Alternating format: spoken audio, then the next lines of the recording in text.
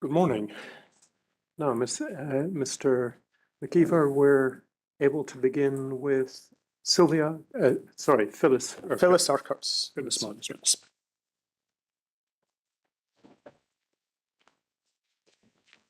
Do we know whether she's taking, Sylvia, do we know whether she's taking the oath or? Morning. Good morning, Ms. Urquhart. Now, as I think you understand, you're about to be asked questions by Mr. McKeever, who's sitting opposite you. But first, I understand you're prepared to take the oath. Yes. Sitting where you are, could I ask you to raise your right hand and repeat these words after me? Yes. I swear by Almighty God I swear by Almighty God that I will tell the truth, that I will tell the truth, the whole truth, and nothing but the truth. and nothing but the truth. Thank you very much, Ms. Urquhart. Now, I don't know how long your evidence will take. I suspect it might take much of the morning. We will break for coffee at about 11:30. But should you wish to take a break, please feel free. Just give me an indication, and we can break whenever it suits. Thank you. Now, Mr. McKeever. Thank you. Could you tell the inquiry your name, please? Phyllis Urquhart, And what's your current occupation? Site Manager, Operational Estates. Where do you do that? I'm based at Dykebar Hospital, And who then is your current employer? Greater Glasgow and Clyde Health Board. Now, you've prepared a statement for the inquiry today in respect to your time at the Queen Elizabeth University Hospital. Is that correct? Yes. And can I just confirm, are you prepared to adopt that statement as your evidence before the inquiry today? Yes, with the exception of the date change. Yes, I'll come to that. I'll come to that in a moment. But just before we do, for those operating the screens, if I need to refer to the statement, which I will do at times, it will come up on the big screen in front of you. Yes. So you'll be able to read it from that. For those operating the screens, perhaps recall that Ms. Urquhart was shifted to today from last week's witnesses. Therefore, oh no, in fact she wasn't. I'm getting that wrong. Our statement starts at page 137 onwards of the bundle, so that's where I'll be going to.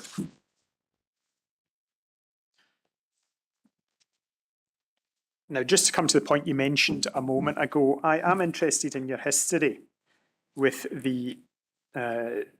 with Greater Glasgow and Clyde. So if we bring up the statement at this point and we go to page 138 of the bundle, you'll see here at question 2, you have explained your present role within Dykebar Hospital. And then at question 3, which starts at the foot of the page and goes over the next 2 pages, you set out a very comprehensive account of your profession. The question is your professional roles at Queen Elizabeth University Hospital. Could we skip back 2 pages to see what the question is? So question 3, professional roles at QEUH/RHC, including dates when role was occupied.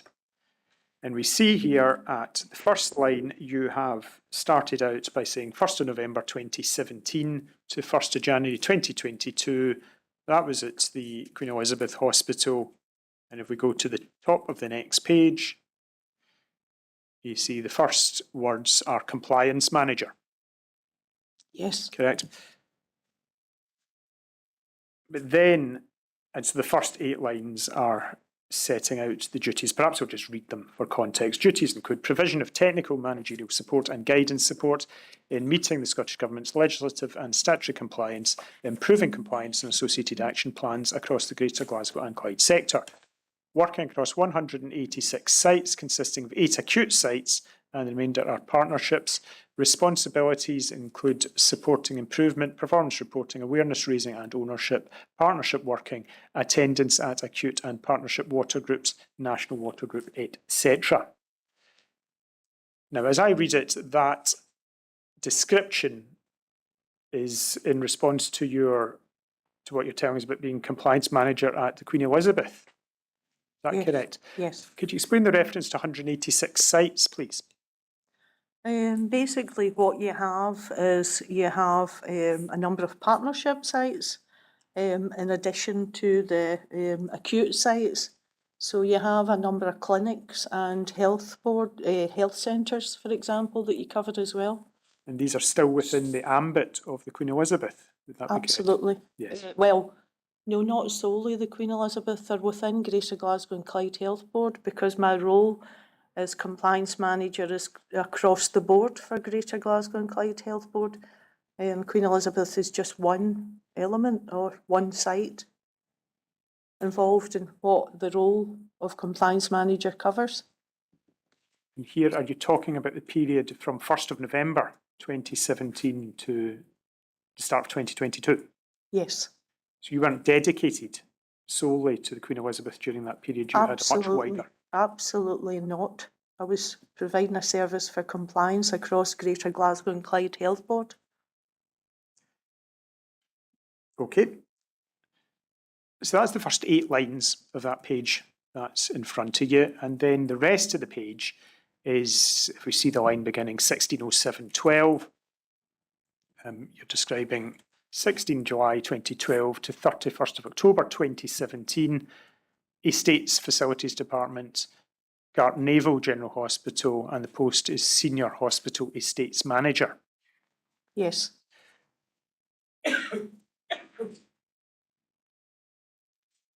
Now, can you explain to me the difference between the two roles, please? My current role, as per my previous site operational estates manager role, would be, as per my previous estates manager role, would be involved in the daily operations of estates. When you say your current role, do you mean the one you're doing right now in 2024? Yes. And are you saying that that's equivalent to the role that you carried out up to 2017? Yeah. Okay, go on. So within the compliance role, when I got involved in the Queen Elizabeth University Hospital, this role was linked to assurance for the board in relation to water particularly. It was water confined spaces, working at heights, and it was across the board, inclusive of the Queen Elizabeth University Hospital.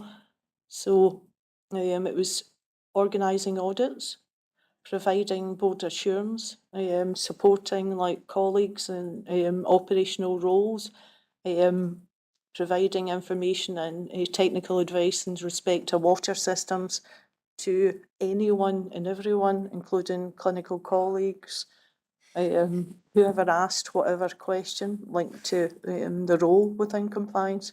So it is different, slightly different. Also carrying or wearing the hat of authorised person in relation to water systems across a number of sites previously in the estates manager role, and then within the site manager operational estates role, basically taking responsibility for a greater number of sites. You mentioned being an authorised person for water or wearing an authorised person for water hat. Yes. Just to be clear, were you appointed as authorised person for water Yes. in respect of the QEUH site? No, because I was a compliance manager at that stage, and you were not an appointed person. You were there to support and assist with compliance aspects as opposed to operational estates. But I was an appointed authorised person for water systems in 2015 for other sites. Which sites? It would have been Gap Naval General Hospital and the Western in those days.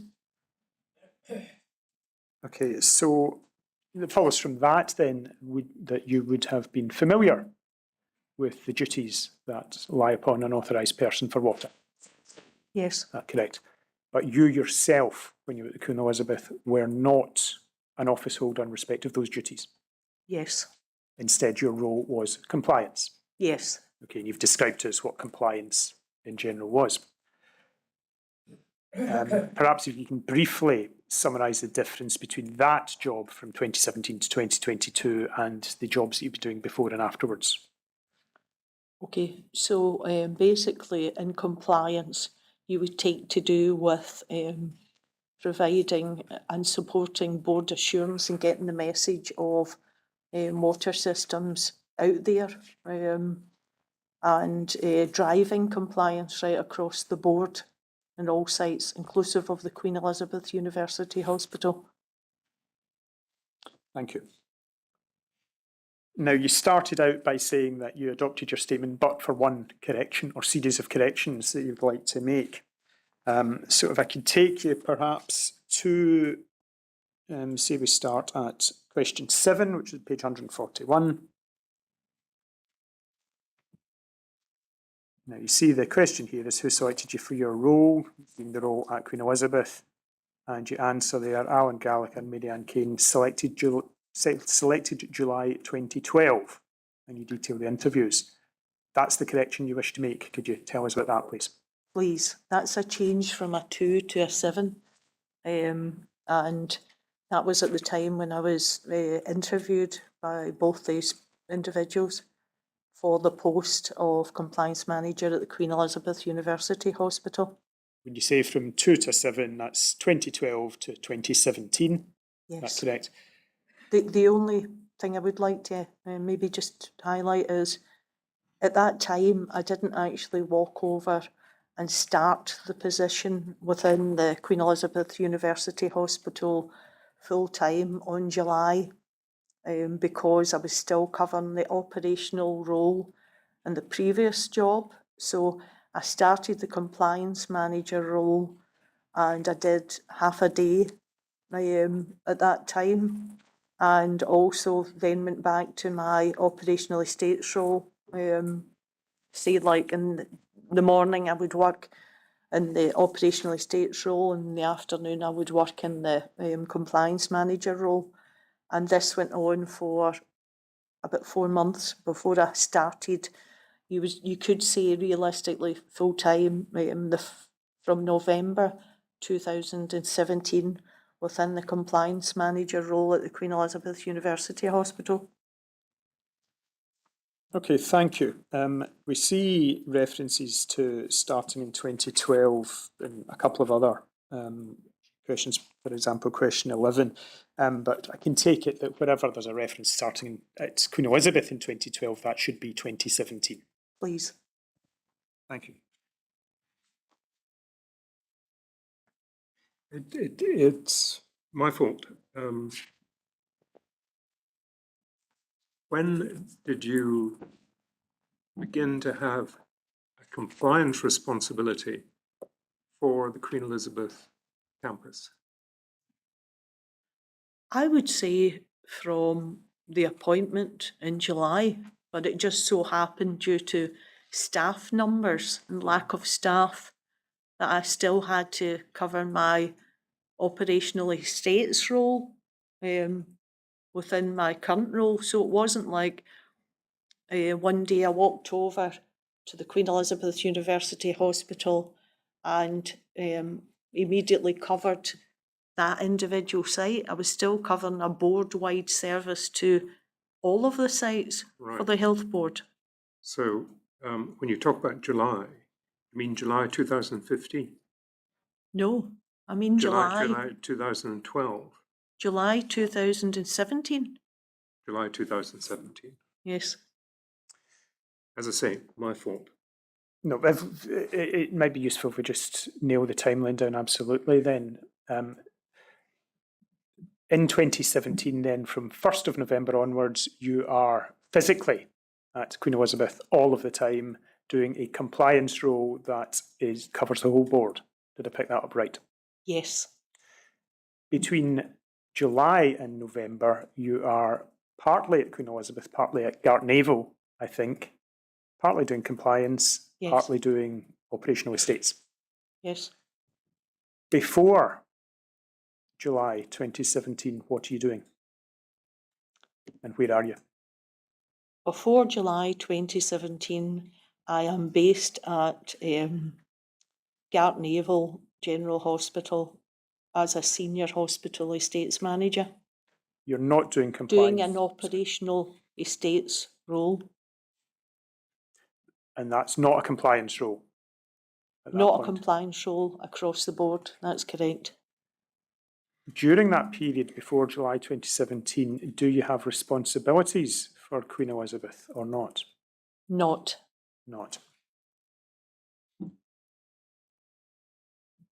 Okay, I'll perhaps come back to that later in one specific context, but in any event, what I'm interested in is your period at the Queen Elizabeth, primarily over your period at Gartnavel.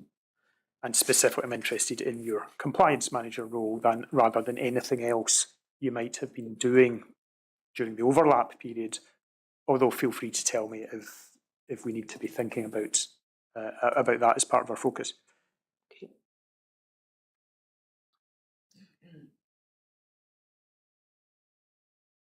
Does it follow from what you've told me that your duties in respect to Queen Elizabeth started on 16th of July 2017?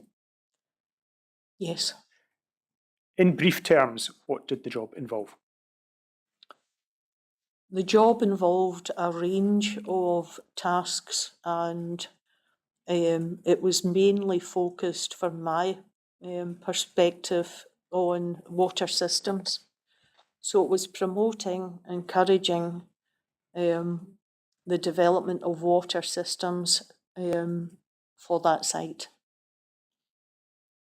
And when you say promoting, encouraging the development of water systems, in what particular aspect?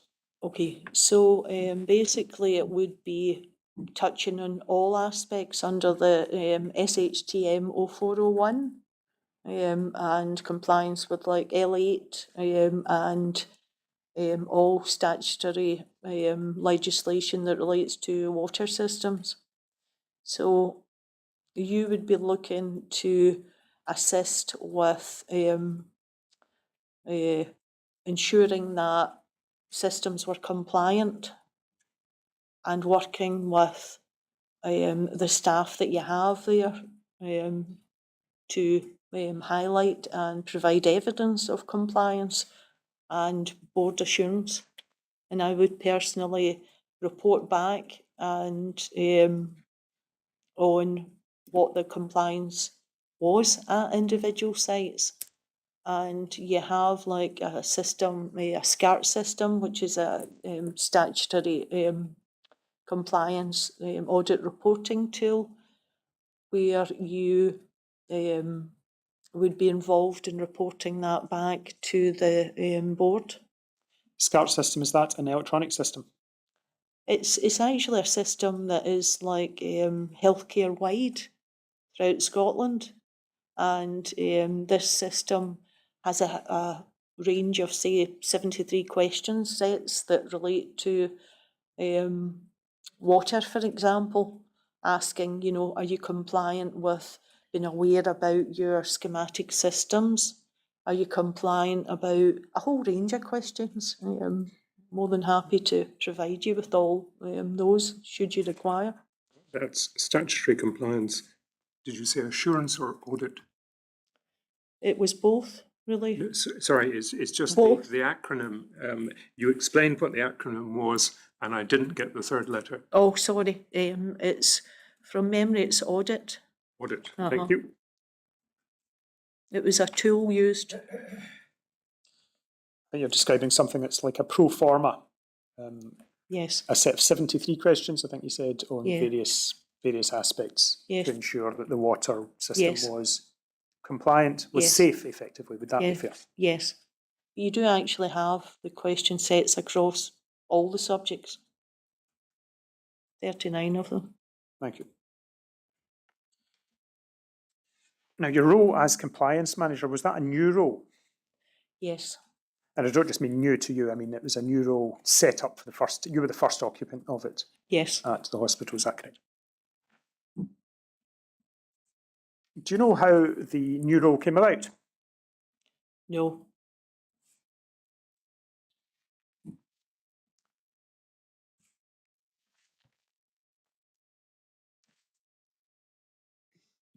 From the knowledge that you gained when you started, Could you intuit why a compliance manager might be sought at the hospital in 2017? I would think that it would be for board assurance. And I think that it may also be something to do with, Scottish Government, Health Facilities Scotland, attempting to put some assurances in place. Just so that I'm following this. So when you came into post, there was in place or available to you the SCAR question set, which was designed to ask a series of questions with a view to determining whether in respect of each facility, is it? Each facility? topic. Sorry? Each topic, Each topic. ventilation, electrical systems, Right. etc. But each topic in relation to a particular facility. Yes. Right.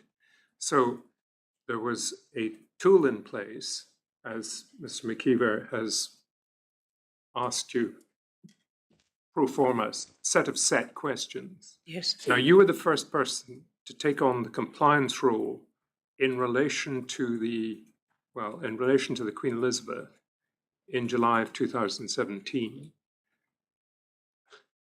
Who, if anybody, should have been filling in that pro forma before July 2017?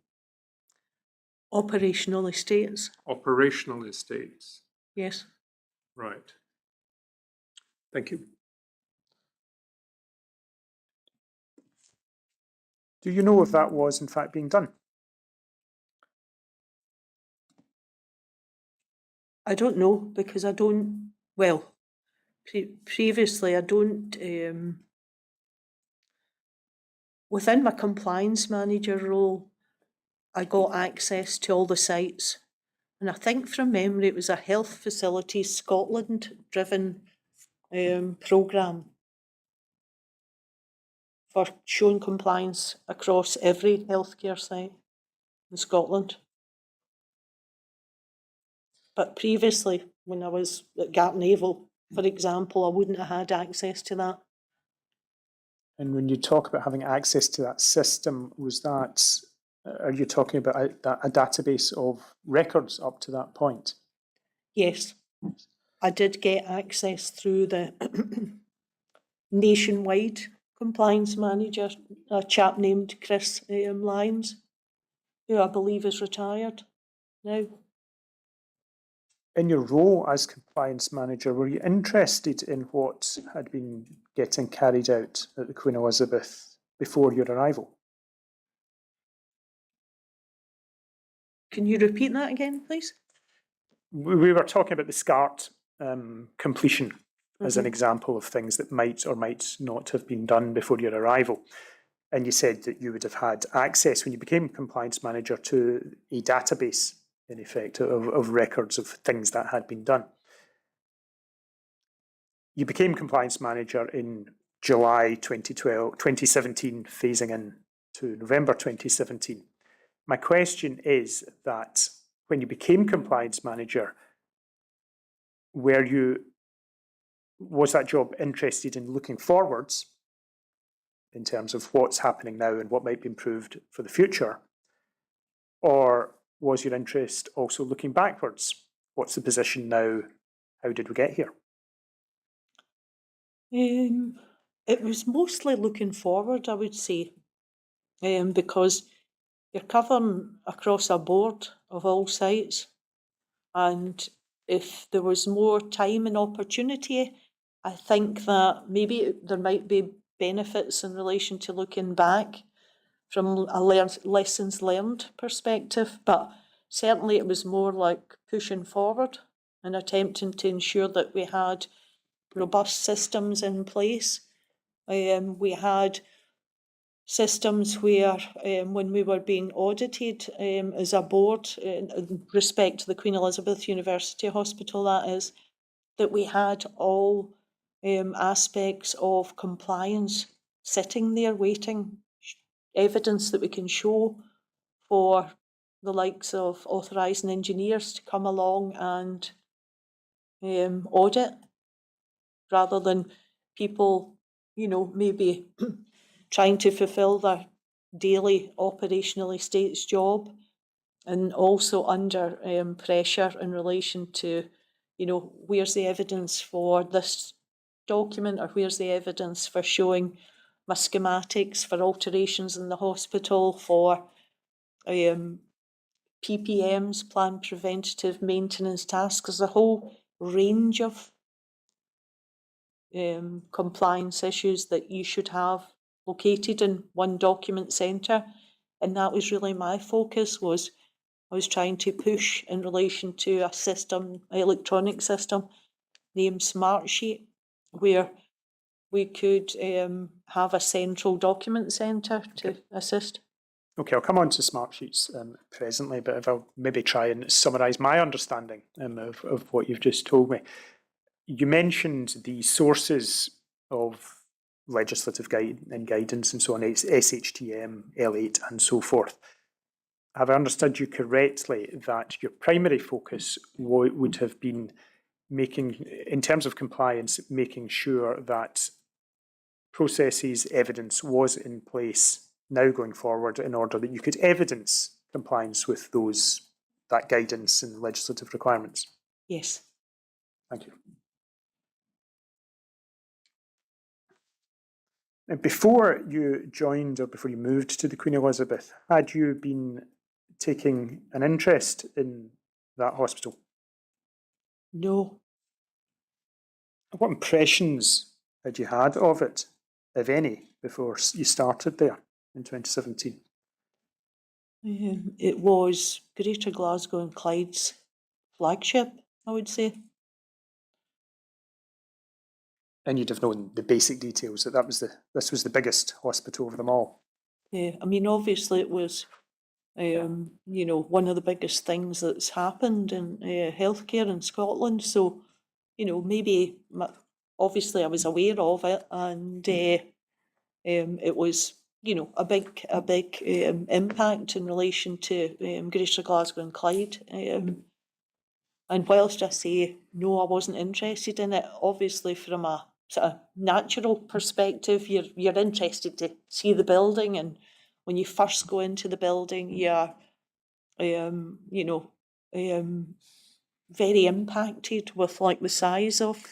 Well, I'll ask you about that then. Tell us about your initial impressions. In fact, before you do that, before you took up the job, before you moved over, what challenges were you expecting to find as part of your job? A number of challenges in relation to wanting to deliver in respect of the role, and being mindful of having carried out the operational estates authorised person role and knowing what the challenges are in relation to delivering services and compliance within the healthcare environment.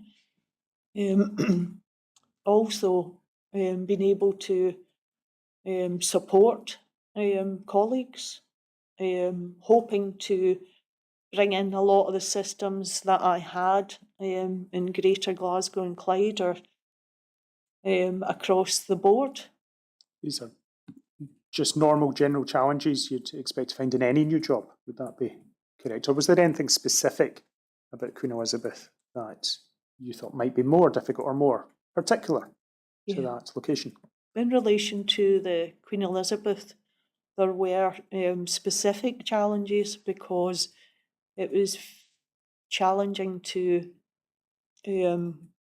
get people who were fulfilling these roles to be able to work with.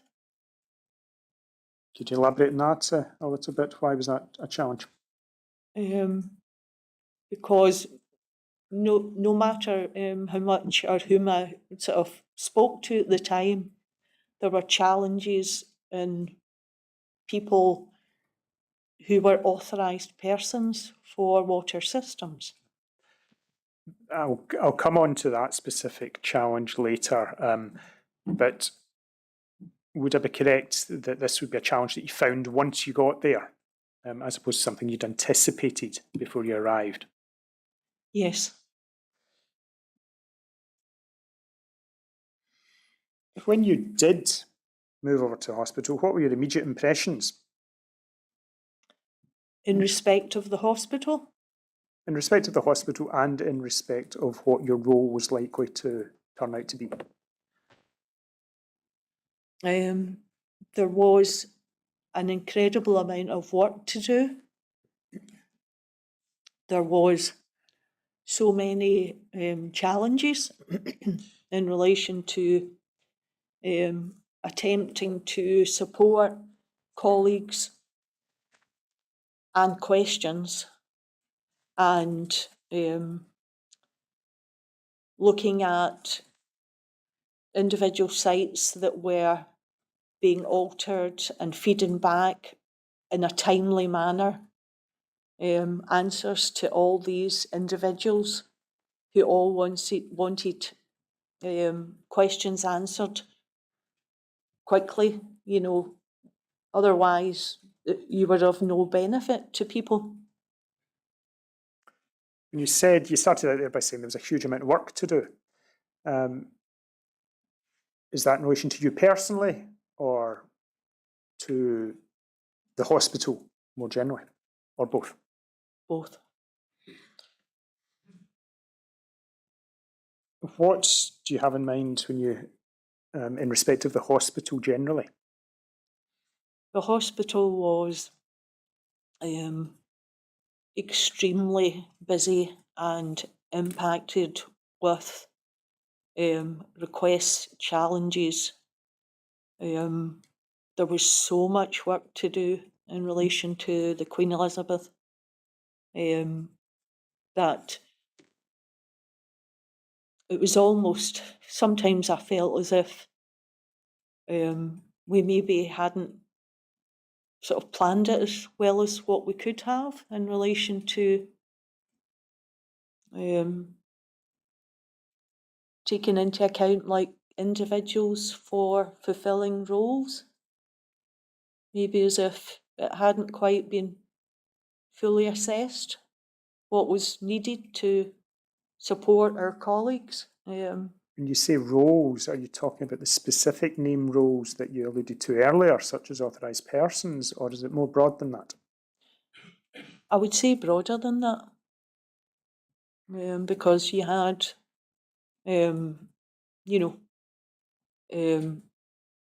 competent persons. It's not just about authorised persons. You had like staff to be able to, or you required staff to be able to deliver services across operational estates. And this was at all levels.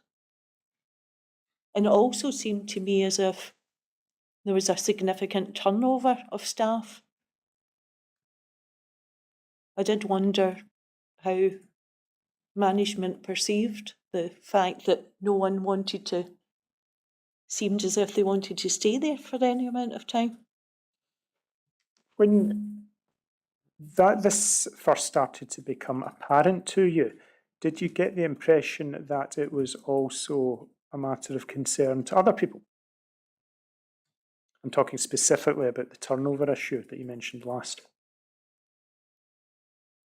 To some, yes. Can you give examples of what areas or which people? I think Ian Powrie, for example, was quite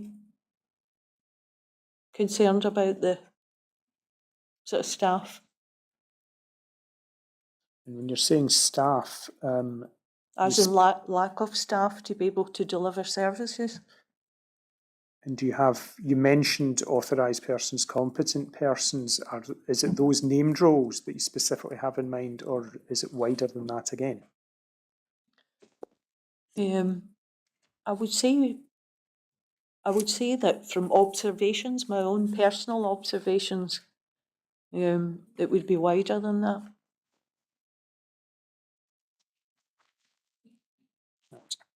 Thank you. Just focusing in again on your specific role, compliance manager. What was your assessment of the level of compliance as you initially found it when you started? Non-compliant. Can you explain that to me, please? It was very difficult to obtain any sort of records across the board. Records of what sort of thing? Records of, if you think about an audit, and you think about the questions that arise in an audit, for example, whether it be an internal audit such as ourselves, individual compliance managers, going in to carry out an audit within the hospital itself. This would be you personally going in and checking a particular ward, department, for example, to make sure that the guidance that should be adhered to was being adhered to. That's the sort of task you're talking about. Okay, thank you.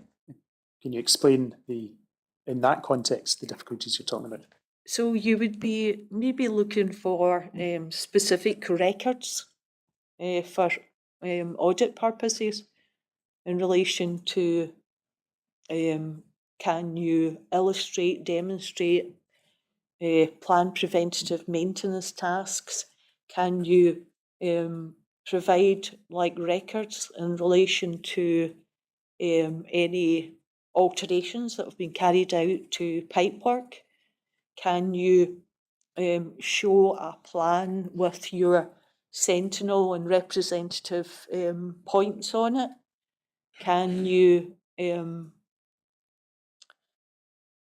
something as simple as, can you tell me who the authorised person is and when they're appointed, and importantly, what contractors we're using, qualifications for contractors and our own staff, a whole range of, water-related assurances that you would be looking for. Ms. McIver, I don't want to take you out of order, and if I'm doing that, please tell me. Could I ask the witness this? You're talking about when you came on site, at least by the end of 2017, you've identified, in general terms, an absence of records or an inability to identify where the records were? An inability to show records in some places. There were records in other locations, but maybe certain individuals that were you were dealing with at the time couldn't bring them to hand when you were asking about them. What would you have expected which you did not find? You would have expected to have these records like pulled out of a, whether it be electronic or paperwork, some sort of file or electronic system. And are you saying there was an absence of such a system? I believe they did have like some systems, some electronic systems with records, but there wasn't always that ability to be able to go and pull it out of the electronic system to be able to produce it.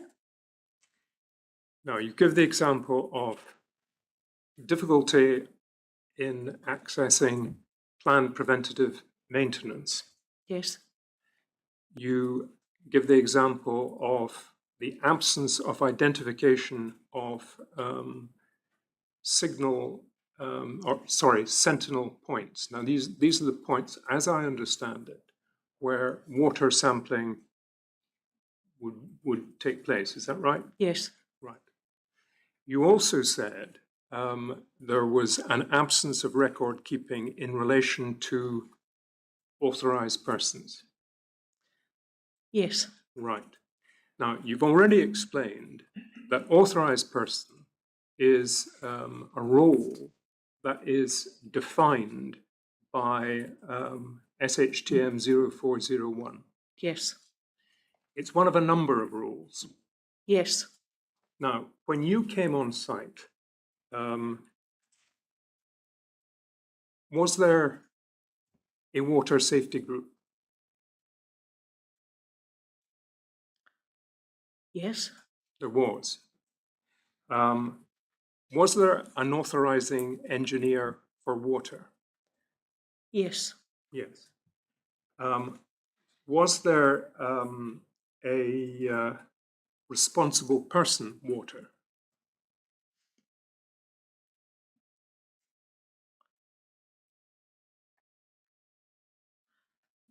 I believe that would have been, from memory, Ian Powry. And was there a record of it? Now, he would have to be formally appointed, so was there a record of that? I would like to be able to double check the Right, okay. records, because remember I was holding records for the entire board. Right. And was there authorized persons for water?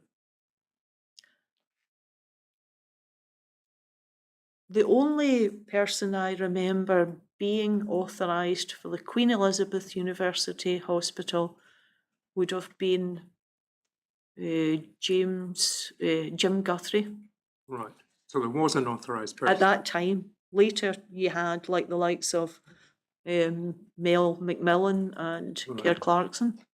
And what I'm taking from that is that when you took up post, there were in fact these persons that were required by the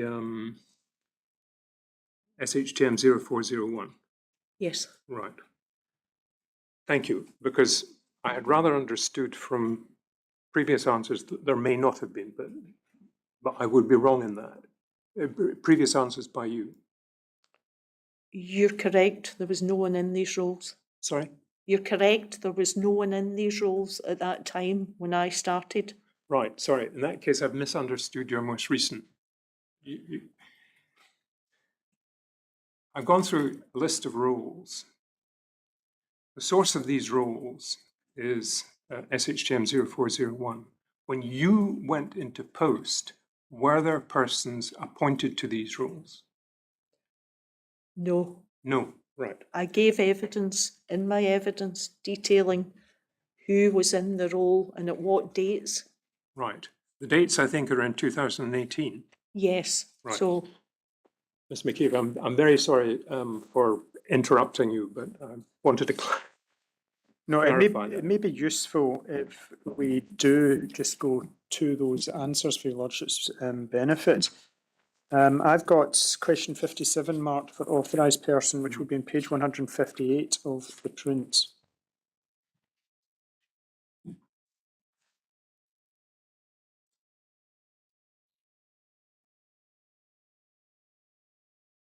We see the foot 57 is what's required of authorised person for water, and that's management of the water system, water safety and management functions addressed. That's a fair summary, yes.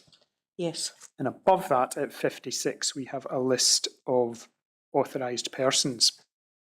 And this, I think, is what His Lordship had in mind with 2018. Yes, with appointment dates in 2018, as opposed to when Ms. Urquhart came on in came into 2017. post. Right. Yes. So if we look at those, there's one point that I'll just clarify with you. If we look at those dates, they are all 2018. The earliest one that you have there is not Melvin McMillan, as you said, but Scott Macer. And the appointment date you've given there is 6 March 2019. Yes.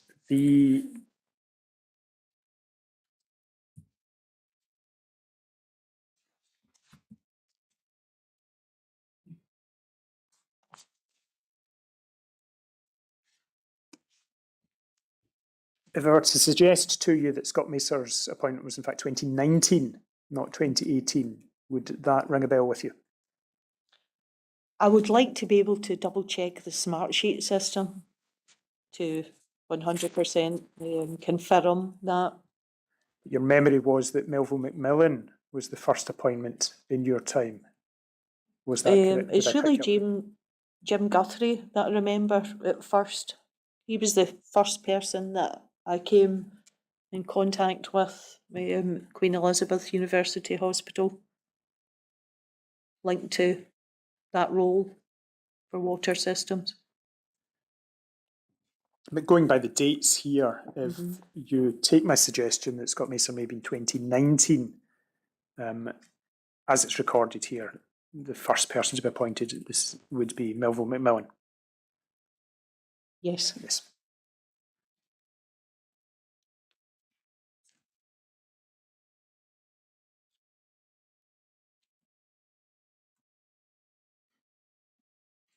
And you've repeated that. If we go to the next page, you'll see you've repeated the names and dates at 63 and 64.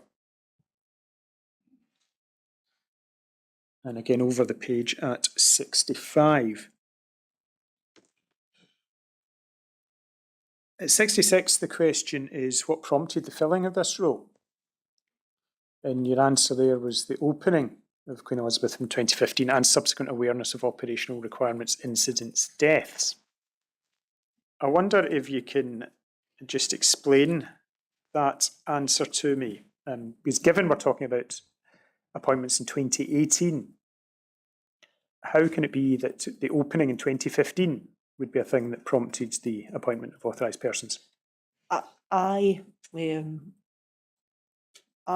don't know that for a fact. I'm just, which I know I shouldn't assume, but I'm surmising these were useful, not useful, but these could have been maybe drivers in relation to getting personnel in post,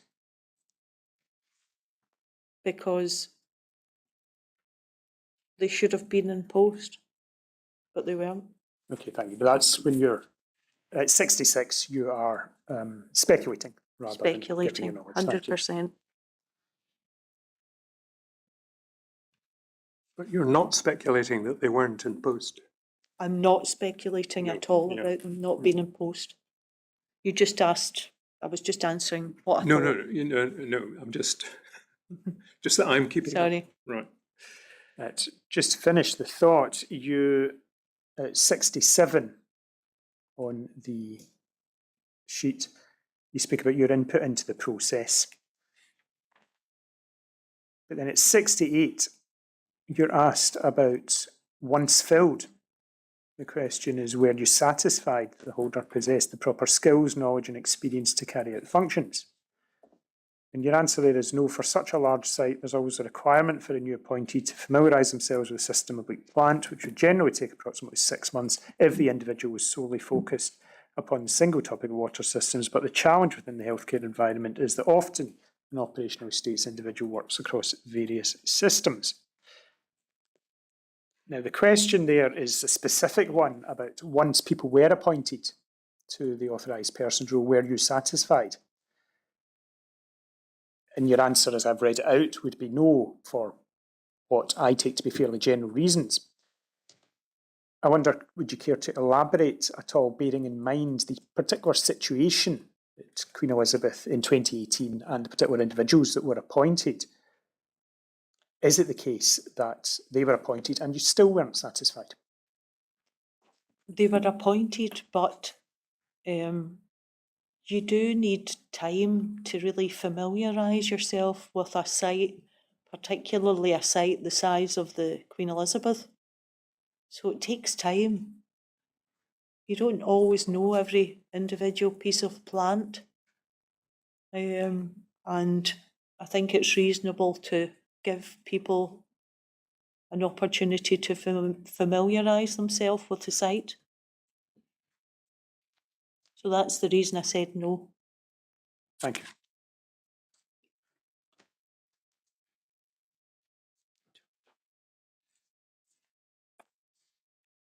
Just to complete the questioning unauthorised persons. There was one matter that came up in evidence last week. We heard about an incident where a suggestion was that you had suggested to Tommy Romeo that he might be appointed the authorised person for water. Do you recall that? Yes. Can you remember when that was? It was when we were due to have an audit, and what happens in respect of an audit is invitations are sent out to the authorised person or individuals involved in the audit to accept, and that's who I was informed at the time was fulfilling the authorised person role. I think the difficulty ahead of that actual meeting, I did question that individual fulfilling that role.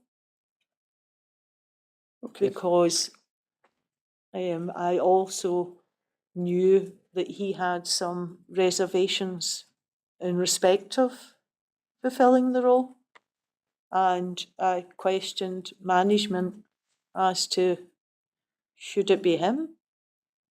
You know, is there no one else that I can engage with in relation to it? And I was told it's him. Right, so there's quite a lot in that answer. I'll ask you about a number of points out of it. The first one was that you said it was in response to an audit, or in the while an audit was being taken out, or just beforehand. Can you remember what? Now, you mentioned a number of audits that might be carried out by various people. Can you remember what this particular audit was? Yes, it was authorised an engineer audit. Now, the authorising engineer was Dennis Kelly, is that right? Correct. And could you have before you document number... Just give me a moment till I find the reference. Bundle 15, page 1042.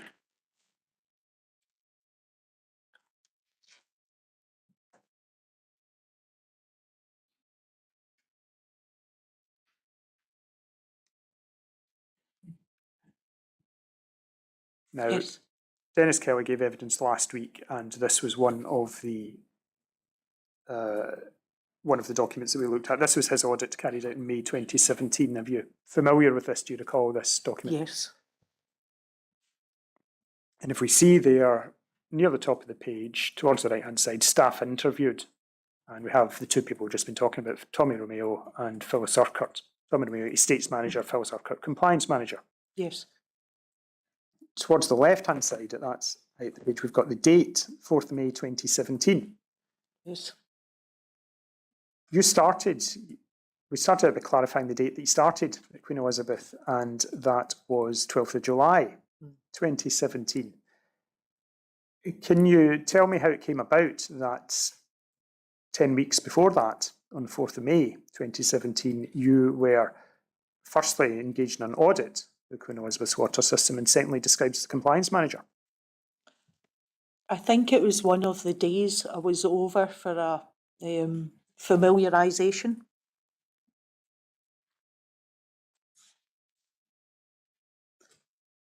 Okay, before you actually took up the role of compliance manager? I believe so. I'd like to double check my diary in relation to the date, but I believe that would have been, not unless, maybe I'm incorrect with the July, maybe it was before that, before the July date. The difficulty was, at that time, I was doing two roles, and there wasn't an effective, I would say, I did start full-time from November, but there was a bit of a crisscross in relation to me carrying out the operational estates role and Queen Elizabeth compliance manager role related.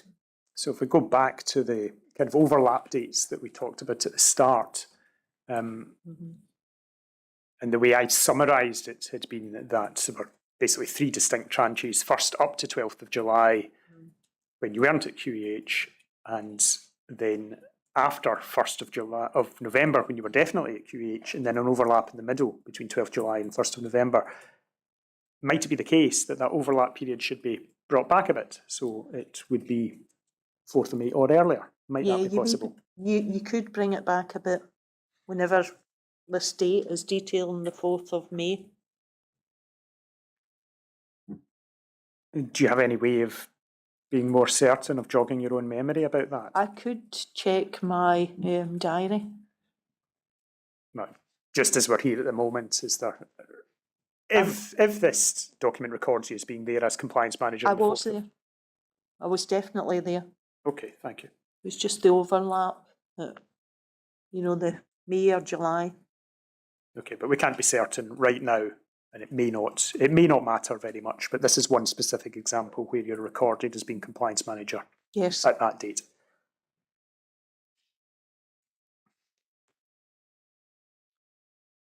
Now, you mentioned that as part of the audit process, invitations are sent out to various persons, including authorised persons would be someone who might be asked to participate. Yes. And in this occasion, I noted you saying that you were informed that Tommy Romeo was fulfilling the role. Yes. Who told you that?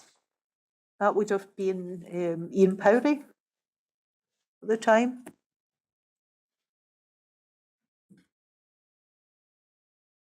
And you said that you questioned it.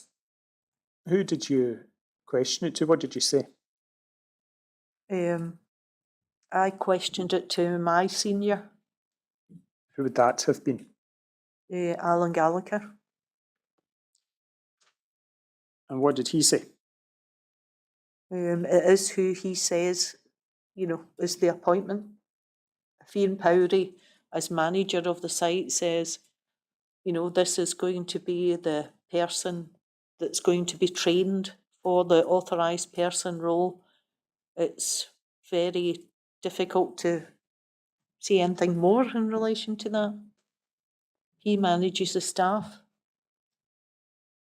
You said also, I knew he had reservations, but I'm afraid I didn't note down who he was. Who had shared your reservations? Tommy Romeo. Oh, it was...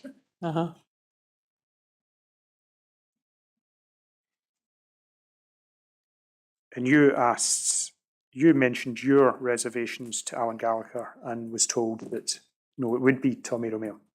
Yes. What were your reservations?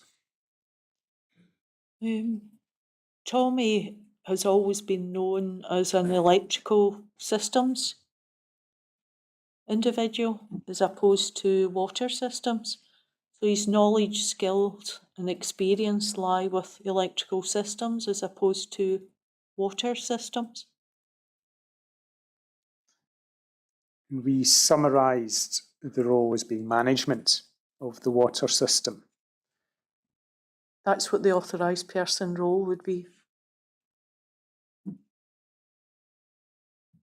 And you were concerned that Tommy Romeo's background didn't mesh with that?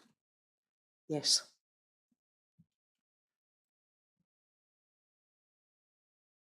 Now, you said that just the specific language that I noted down, you were informed that Tommy Romeo was fulfilling the role. Yes. What did you understand by fulfilling the role?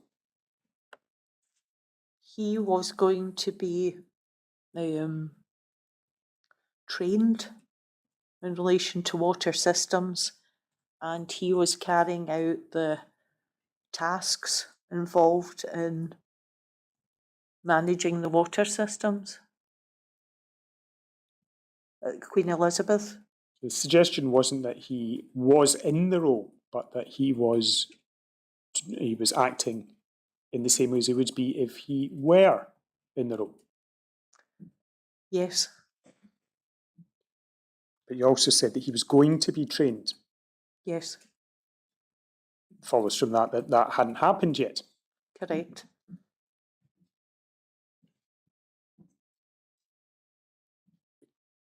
Can you comment on the fact that he was simultaneously carrying out the functions and yet the training hadn't happened?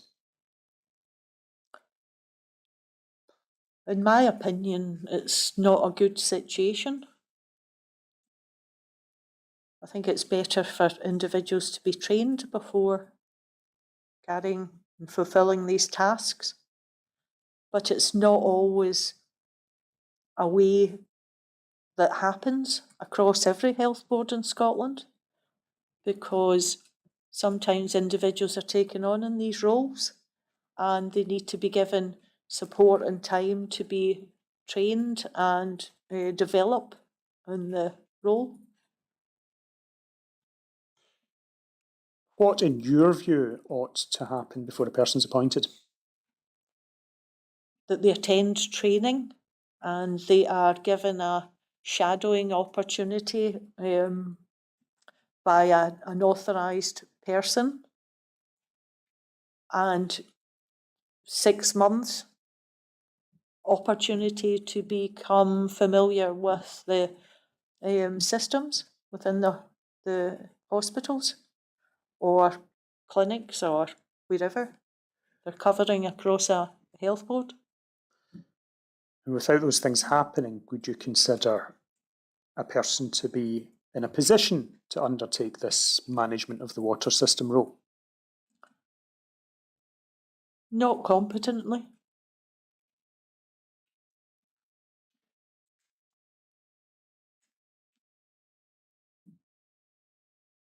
And coming back to the actual conversation that you had with Tommy Romeo, can you remember that, what you said to him, what he said to you?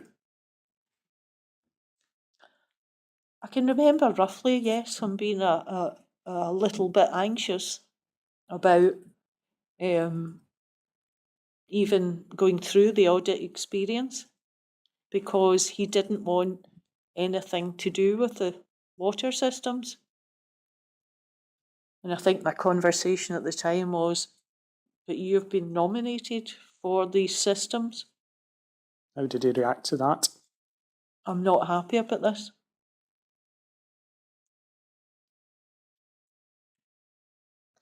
It's also something that in my mind I'm quite keen to achieve the audit delivery, because it's a cost to the board in relation to an authorised engineer coming in to carry out an audit. And if we as a board are non-compliant in any manner, it's always a useful tool to be able to highlight any non-compliances. So part of me possibly had a mindset, if we're not compliant or there's shortfalls here, I hope that this gets to management that can help look at it in the future to facilitate future deliveries. Okay, so one of those shortfalls would be there's no authorising person. Yes. And as you've told us, that was eventually rectified in 2018 by the series of appointments that we've already looked at. Yes. Whose job was it to appoint authorised persons? The job to appoint authorised persons would lie with the authorised engineer, and we as a board would nominate the individuals, and the authorised engineer would assess them after they were trained.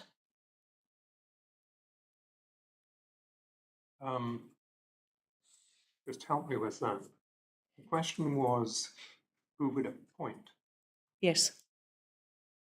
Now, do I understand from your answer that the authorising engineer might be called in to assess competence? Yeah. No, That you're doesn't- no, that's you're not the same correct. as appointing. Yeah, you're correct. The actual individual who would appoint the authorised person would be Alan Gallagher, because he dealt with the issue of the authorised person letters, but the assessment would be carried out by the authorising engineer for the authorised person. The obligation to appoint lies with management. Is that right?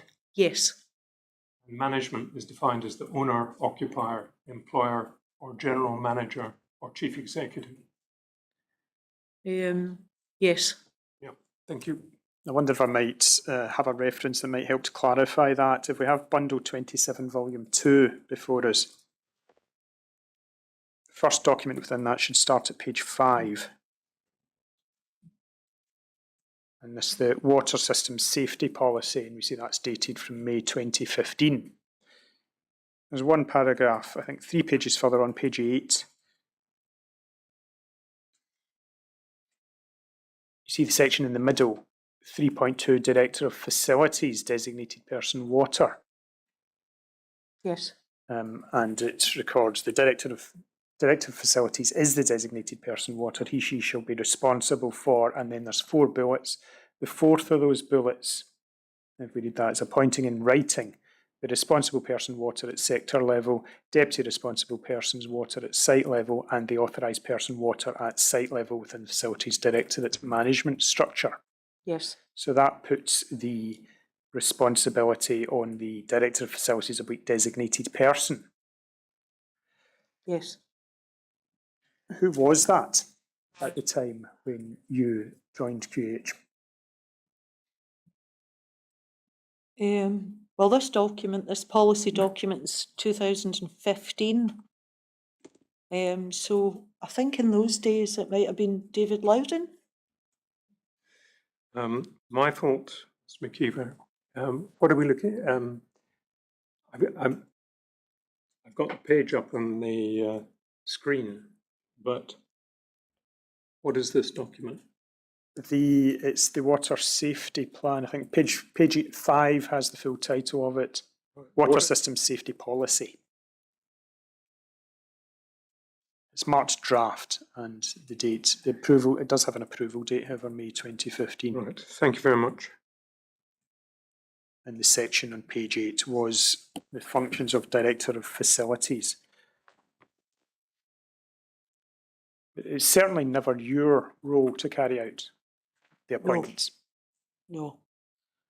It is worth pointing out, though, that I believe the designated person can delegate that duty to another.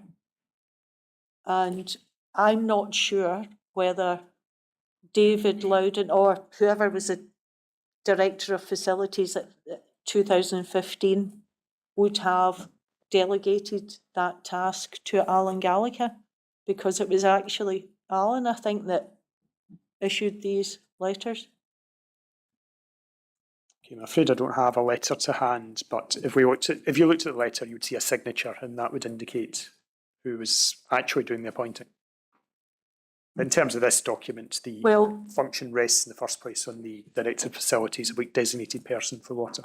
The only reason that I can think about it is 2015, I would have been an authorised person for another site, not the Queen Elizabeth. And I think from memory it was Alan that signed my letter.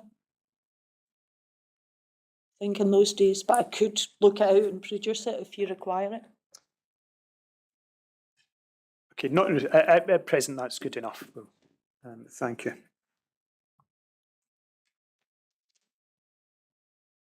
But we clarified a moment ago that you didn't do the appointments, Yes. but you were concerned when there were appointments to be made and they hadn't been made. Yes. What did you do when? What did you do about those concerns? I raised them with my senior, Being Alan Gallagher. That's who I reported to. And I also highlighted it to Ian Powdy. The reason you did that was because I wanted to be able to deliver assurance for the topic that I was tasked with in relation to compliance and ensure that there were safe water systems. Thank you.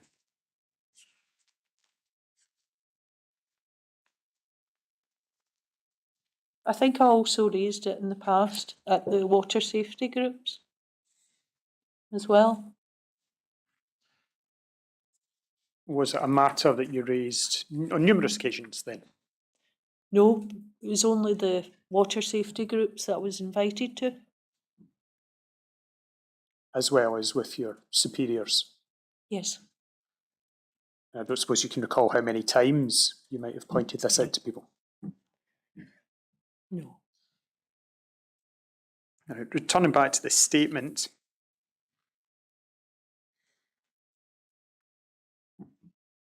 this section we were looking at was about authorised persons.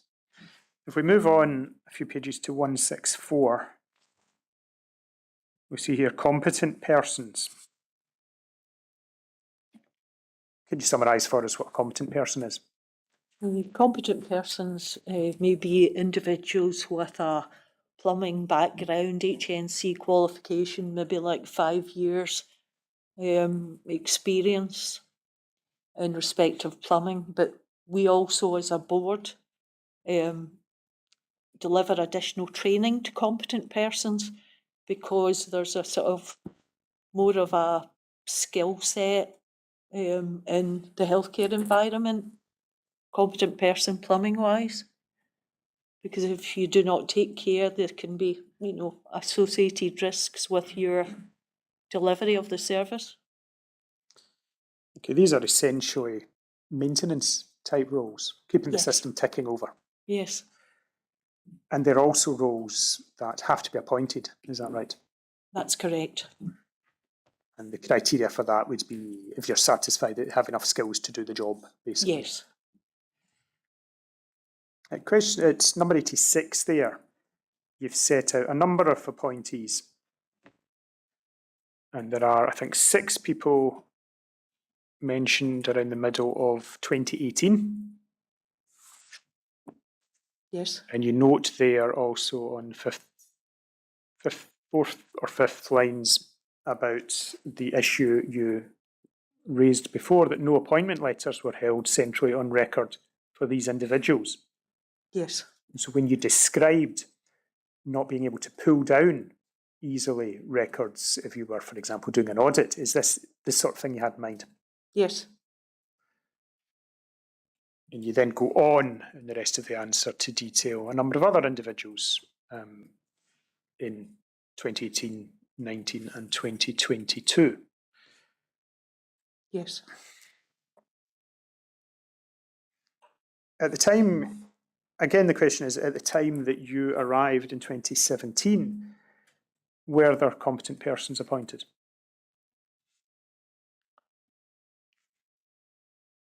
There was no evidence of it.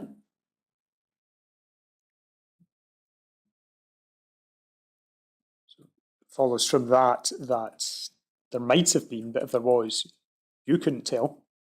Yes. Does it follow from that that's a problem of its own? It's questionable. You may have had individuals in there working, but without knowing their training background, it's difficult to say it's not a problem, or it is. So it was only, again, it was only in 2018 that the proper paper trail almost is in place in Yes. order for you to be satisfied that these people who are doing these jobs are fit to be doing them. Yes. And one of the reasons for that is that the authorised person carries out the appointment of the competent persons. Are you in effect saying that these are two problems that go hand in hand? If you don't have an authorised person, then the tasks of an authorised person may or may not be getting done. I would say yes.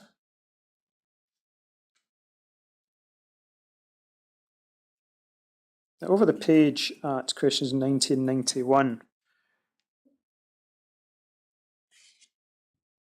first question 90, during any period where it was unfilled, and that would be up till 2018, what happened as a result? And you said some works were covered by contractors and generally business as usual. And where you say at 91, was this satisfactory? That's effectively the same question I've just asked you, and you've told us what the problems are from your perspective. Yes. And at 92, the question, what action, if any, was required of you as a result? And you've mentioned again raising concerns to management of lack of resources personnel. And at 93, sorry, 93 is a different question, but again, can you recall to whom and how often you raised these concerns? The individuals mentioned in this point 93, Ian Powrie, Andy Wilson, Colin Purdon, I would expect to also support me in relation to pursuing numbers. And again, so this was something that started to be fixed in 2018, around the same time that the authorised person issue started to be fixed.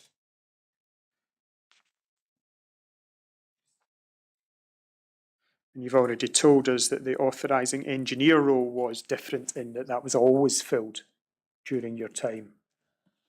I had always known it to be filled, yes, because that's actually was introduced by the CARIB, you know, the community, a document which goes Scotland-wide in relation to procurement of authorising engineers for individual health boards. Okay.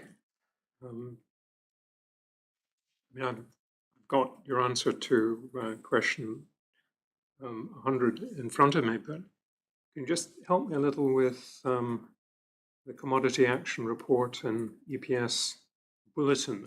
I think I understand, as you've already told us, that the requirement to appoint an authorising engineer comes from the SHTM 0401. Yes. Can you just, it's my ignorance, Miss No, Urquhart. not at all. Just help me with what this Community Action Report so and EPS Bulletin is. From memory, the acronym is something like the commodity, it's linked to procurement. It was I think from memory, it was a National Services Scotland document which dealt with the procurement of authorising engineers across Scotland. And I can certainly get you the specific definition, but it was and the document. It was a document that which dealt with authorising engineers working across all the different boards throughout Scotland. Might it be a method of appointment, or is it something else? It's not just, I don't think it was just a method of appointment. I think it detailed from memory like the expectation of authorising engineers, what they were to deliver, what they were tasked with, and also it gives very specific amounts of money in relation to budget that was related to each individual health board. And with Greater Glasgow and Clyde being the largest health board, you know, from memory, it was a larger budget on that. More than happy to give you that document. Right. As you're going through your evidence, you're actually giving yourself quite a lot of homework, which I'm very grateful if you're prepared to do. Can I suggest that you maybe, I don't know if you have pen and paper there, but you've now promised us one or two documents. Perhaps I can get the I'll ask Mr. document Morrison back. to keep a track on it. I think that might be the best way. We'll give you a list of what you've promised, Okay, but if you supply it, I'd be very grateful. okay. Sorry, Mr. Wee. Can I just ask, this particular document was always managed by Alan Gallagher, as in he attended the meetings to do with it. So I just got awareness of the document, but I had asked him for a copy of the document, and which he kindly gave at the time. So yes, more than happy to give you everything you require. Thank you. No, I'm grateful, thank you. Can we go back 6 pages to 161? Because here there's the last of the nominated roles that I'm interested in. Designated person for water is this section. Now it's 72 on this page. You give a description, a number of functions that designated person for water has to do. I shan't read out all of them, but for example, 5 lines from the bottom, one of the functions is to identify to the CMT. Who's the CMT? Just for completeness. CMT, that is the senior management team. I mean, that wouldn't make sense for an S and a C. Might be central. Central management team. A risk-based prioritisation of necessary resources required to effectively manage and control water system risks arising from the water systems in the GGC estate to an acceptable level. Yes. Is this an important role? Vital. And in terms of the role we've looked at, it may not be a strict hierarchy, and correct me if I'm wrong, but in broad terms, the line of accountability would be your duty holder at the top, designated person, authorised person underneath, and competent persons actually carrying out the tasks. Would it be roughly correct?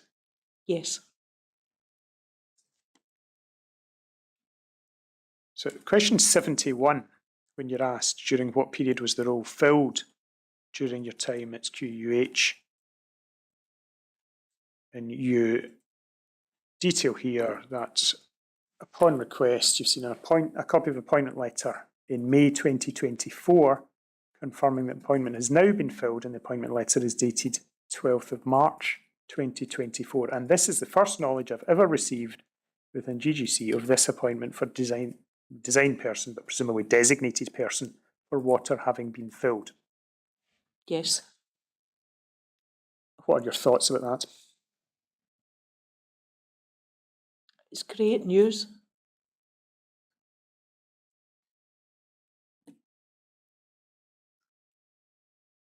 What are your thoughts about it having not been done until 2024? Disappointing.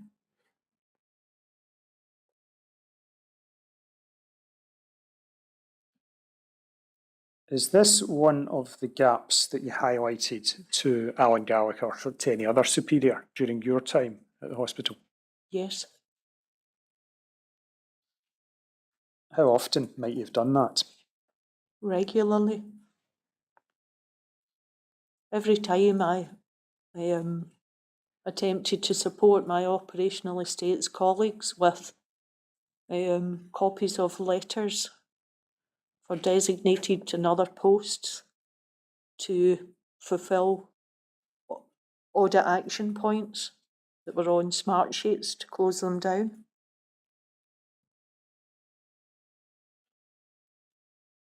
So many, many occasions. Yes. What happened in response to any of those?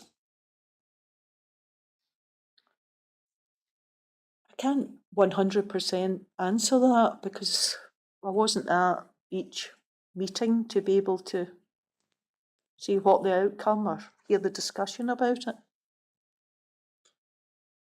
Follows what you've told us, that there was no progress in actually appointing anyone until this year. Correct. And was this something you'd have been raising from 2017 throughout your time, 2017 to 2021? Correct. Did you feel your concerns were being listened to or were even being noticed? In respect of the appointment of the designated person? Yes. Yes. So you did feel that they were being noted? Yes, they weren't being listened to. Yes, they hadn't. My apologies for It's quite all right. a negative question.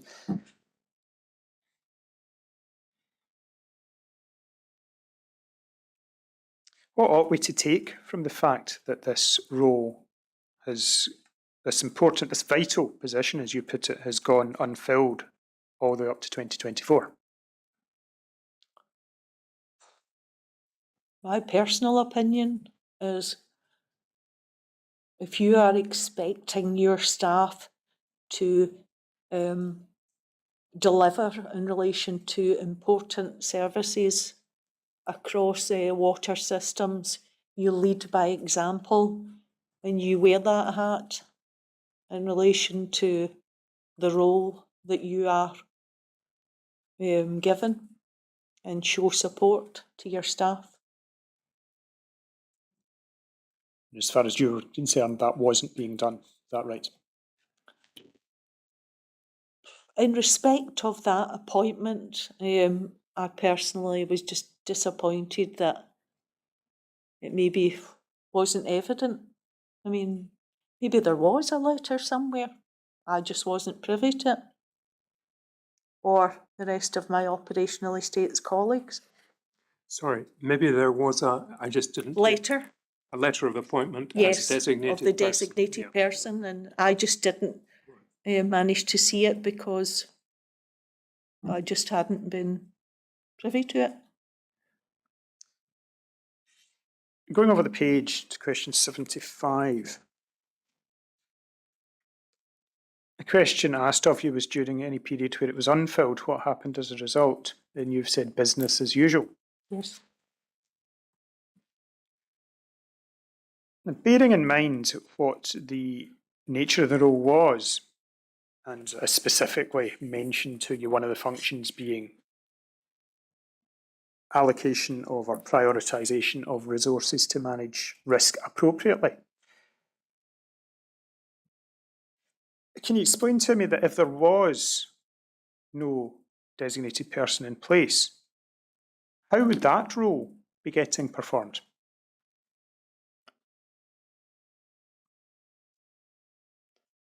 You may actually have a situation where there's a number of tasks being delivered by a designated person, but they've just not signed the letter.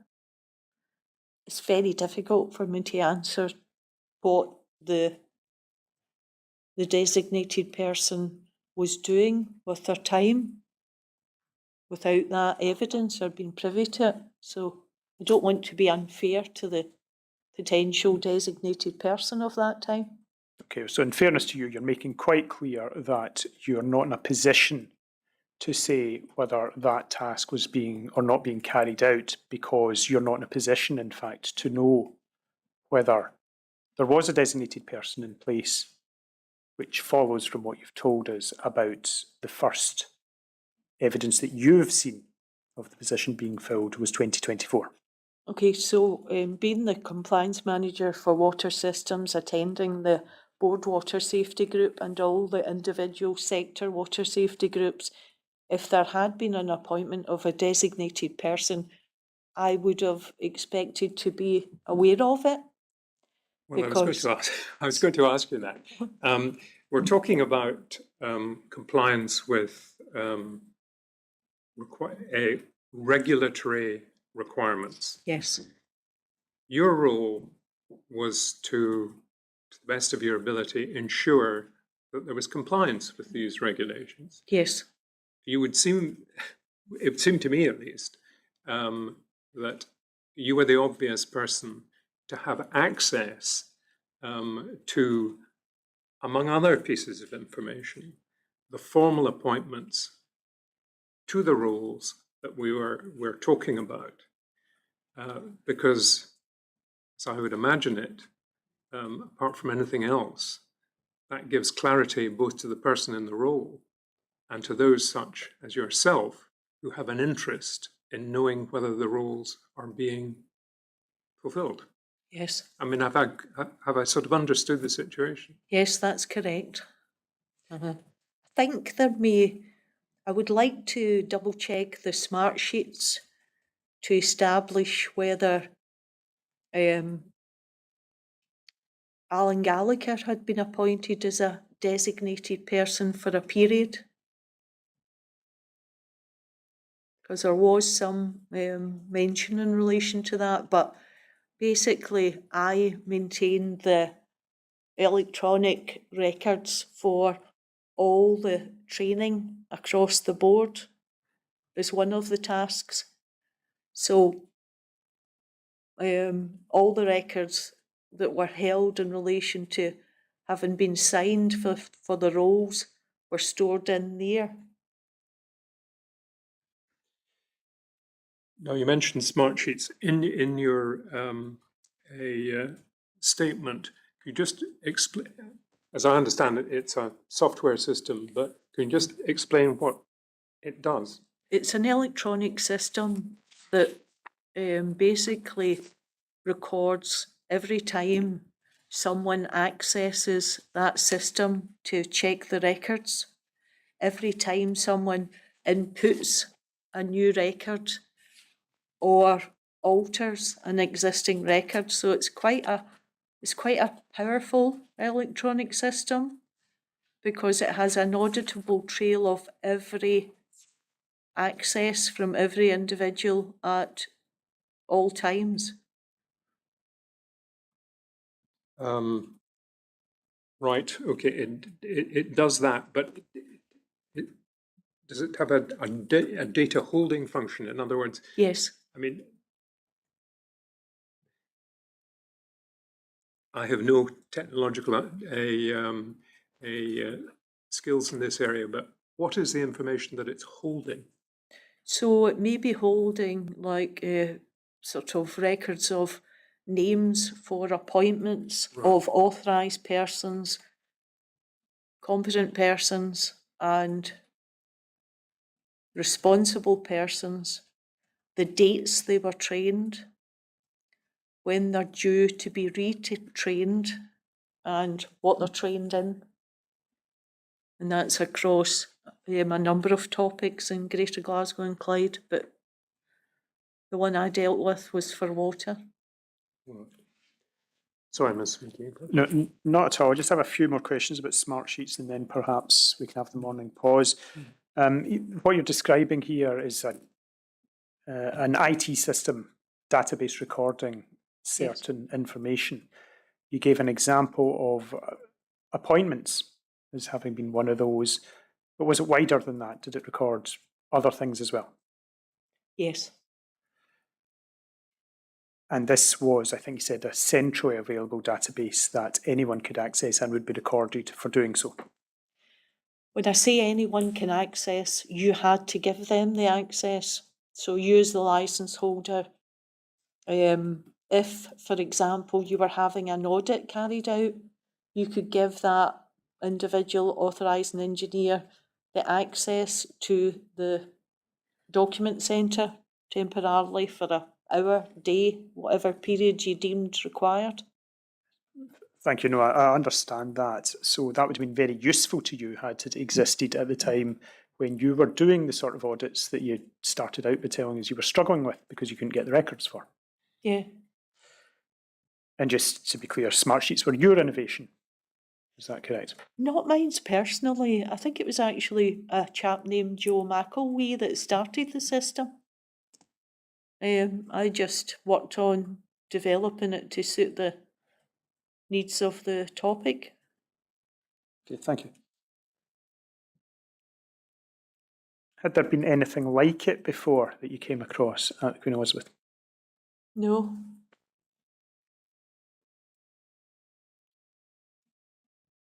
When you got that in and you got it up and running, what were the effects?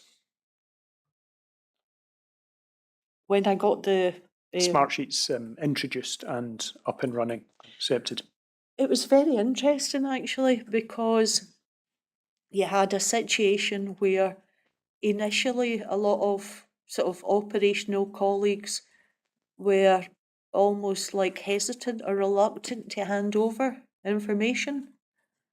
And then I think once the benefits were starting to be seen, I think some people appreciated it. It's just, I think there's been sort of historical, maybe sort of started in some systems, worked in some systems, and then it's been like, right, okay, we'll change to the next system. Whereas, so I don't know whether personally colleagues were just concerned that this was going to be a system that they maybe put some work into and it didn't go anywhere. I didn't ask you when you managed to get this system in place. I have the sort of date on the Smartsheet system for whatever individual record you're inquiring about. You can see the actual date when the page was created, and it's different dates for different systems. But if you're talking about the document centre for the Queen Elizabeth, I would have to have a look at the date creation, but I'm more than happy to do that if you need that information. Really, my particular interest was how long after you started did you manage to get this system operational? I think it was probably by about March. So that'd be March 2018. Yes. Yes. I mean, it's more of a sort of, ever developing system, because as more people are trained or leaving or coming or going, you had to record that information. You said there was some reticence at the start, but generally Yes. people were won over by the benefits. I think so. Looking back on it, how pleased are you with that innovation? I'm pleased, it's good to have a record, because I wouldn't be able to sort of necessarily tell you who was in place X number of years back without some form of record. Okay, I've got no further questions on Smartsheets, so this might be a convenient point to break for the moment. So this would be a convenient moment to break. As I said, Ms. Urquhart, we usually take a coffee break about 11:30. So can I ask you to be back for 12 o'clock? Yes. Thank you. So do you want to take out the witness?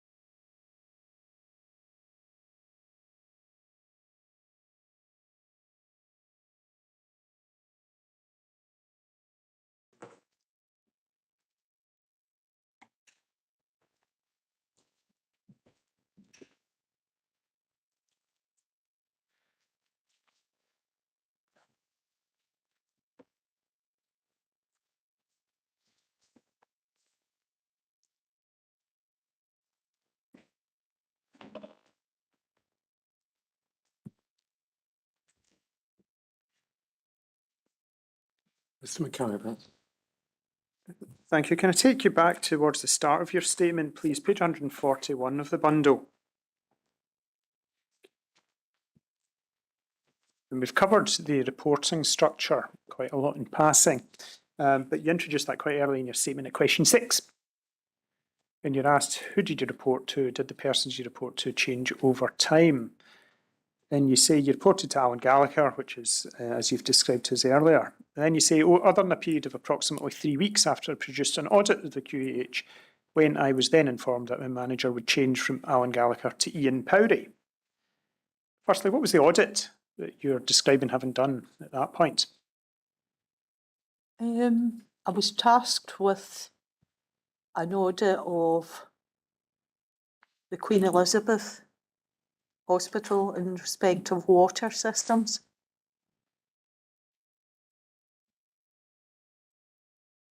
Can you recall when that was? From memory, I think it was not long after I'd started in the role. Sometime in 2018, I think. Sometime in 2017, but perhaps no more specific than that. Would that be fair? Yeah. And I take it from your answer that after 3 weeks you changed back to Alan Gallagher? Yes. Do you know why that was? No.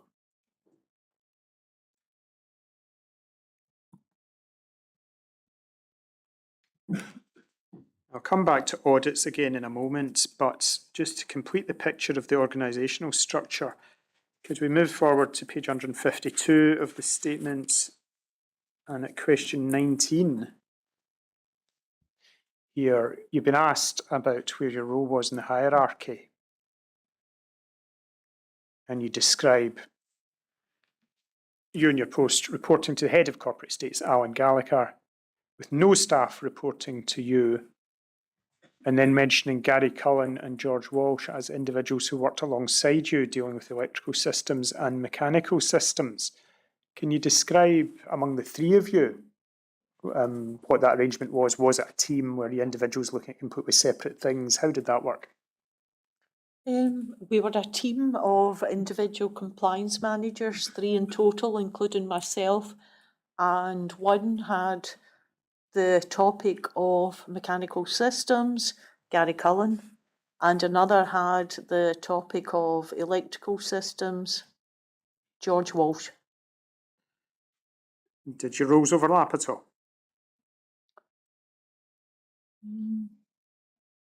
No, not that I can remember. Was there a compliance person for ventilation?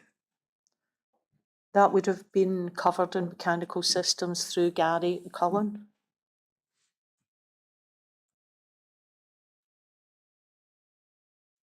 Essentially, the three of you were working separately.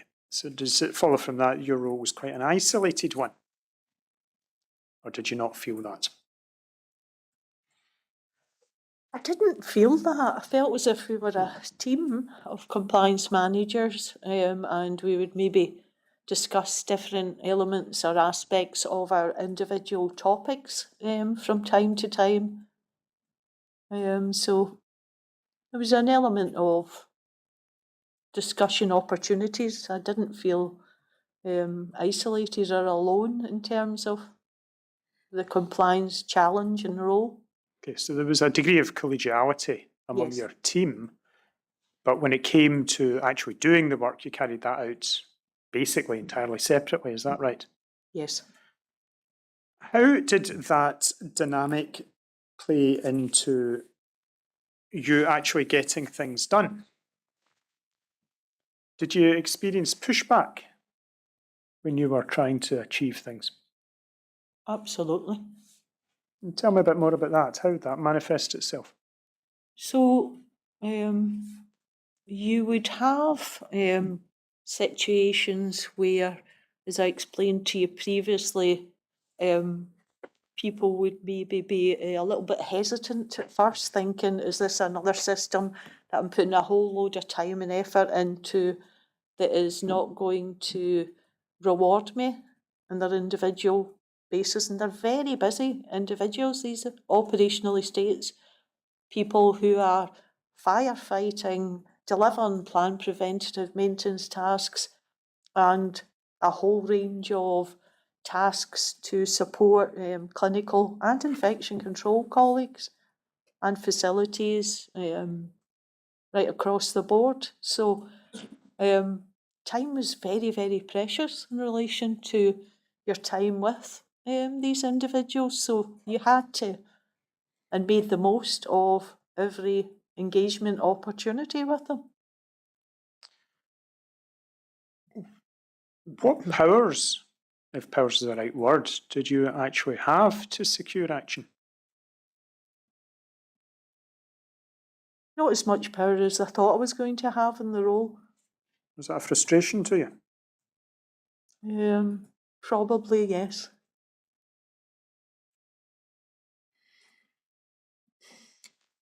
When you were experiencing pushback, how would you go about overcoming it? Try to use influencing skills and show examples, sort of try to work and support the individual to show that you were not all about trying to extract information from them, but looking to genuinely put relevant, robust systems in place. So looking at it from the other side of the task rather than the end point trying to secure action, how did you go about determining that there was action that needed to be taken? How would you learn that there was an issue that needed addressing? You could learn there was an issue requiring addressing because the individuals in some occasions would tell you. You would be able to see from the audit records, the SCART audit records, the discussion at the sector water safety group meetings, some discussion at board water group meetings that you were invited to. So you could tell through these sources, authorised engineers audits, as I mentioned, SCART audits, your own personal audits, when you were permitted to do so. Was there any delegation or any allocation of work from above to you to get things done? Yes. What sort of thing might be allocated to you? Working to close down the action, not me personally, but working to support and create an evidence record for Queen Elizabeth University Hospital outstanding actions for reports such as the reports that you've mentioned within your request. And you've mentioned a number of methods by which information from below might come to you. Yes. Were those relatively informal channels? Not always. You would have like individuals sometimes would put like requests in through emails or even verbally in telephone calls. Can you come and help me, Phyllis, with this? Did you run anything like helpline or a help email account that people would email Yes, to? regularly. You can show evidence of sent emails, maybe not so much the telephone calls, but we actually also, as compliance, set up an actual email address sometime on from that. But throughout my entire time in the health board, I've been regularly asked questions in relation to interpretation and SHTMs and. Okay, so setting the issue of pushback to one side, did you have any trouble getting engagement with your role and what you were trying to achieve? A little bit, as I mentioned to you previously at first, but I think when people realised what the end goal or the benefit, you had that support and buy-in in relation to the end goal. Do you feel then that your role was a useful addition to culture at Queen Elizabeth? I do, yes.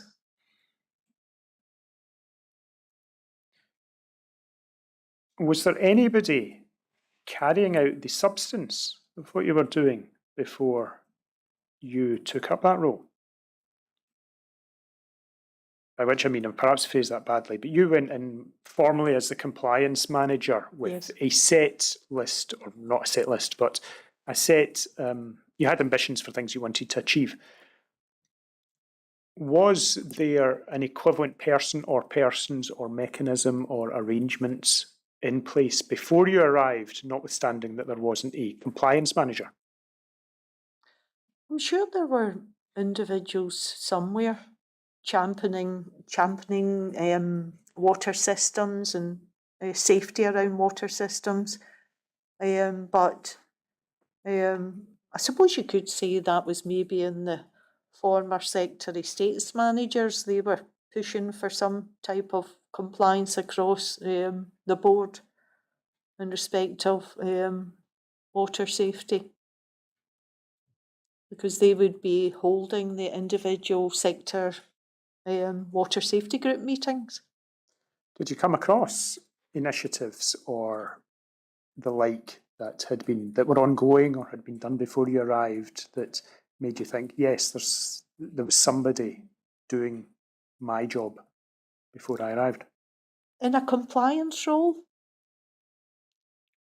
I think individuals were working in their individual locations, North East, Clyde,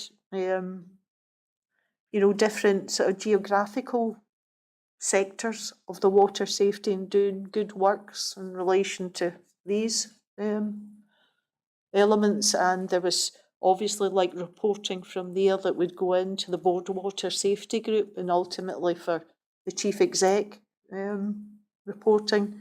So there was an element of good works going on there.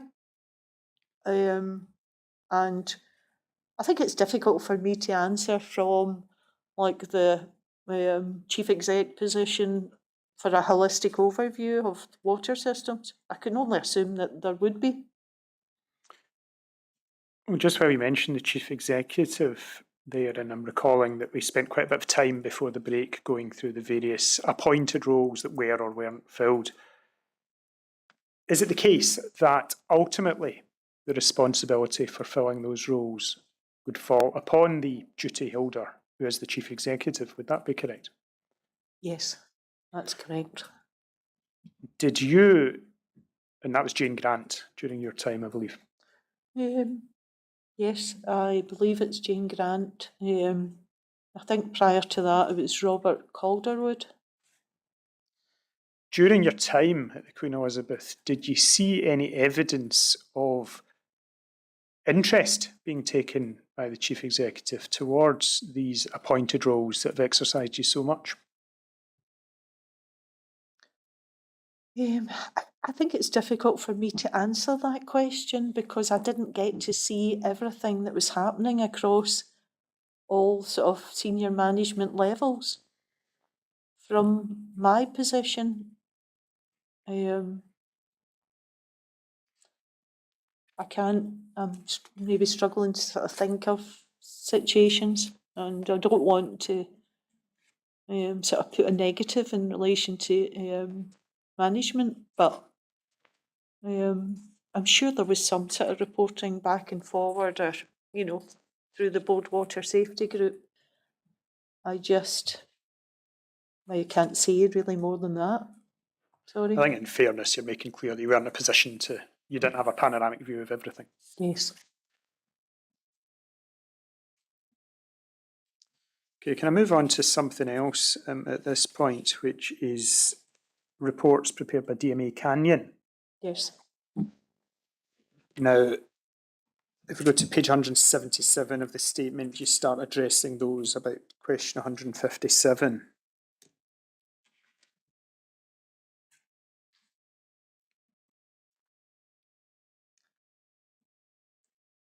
The questions there start off by referring to a 2015 risk assessment in respect to Legionella carried out by DMA Canyon.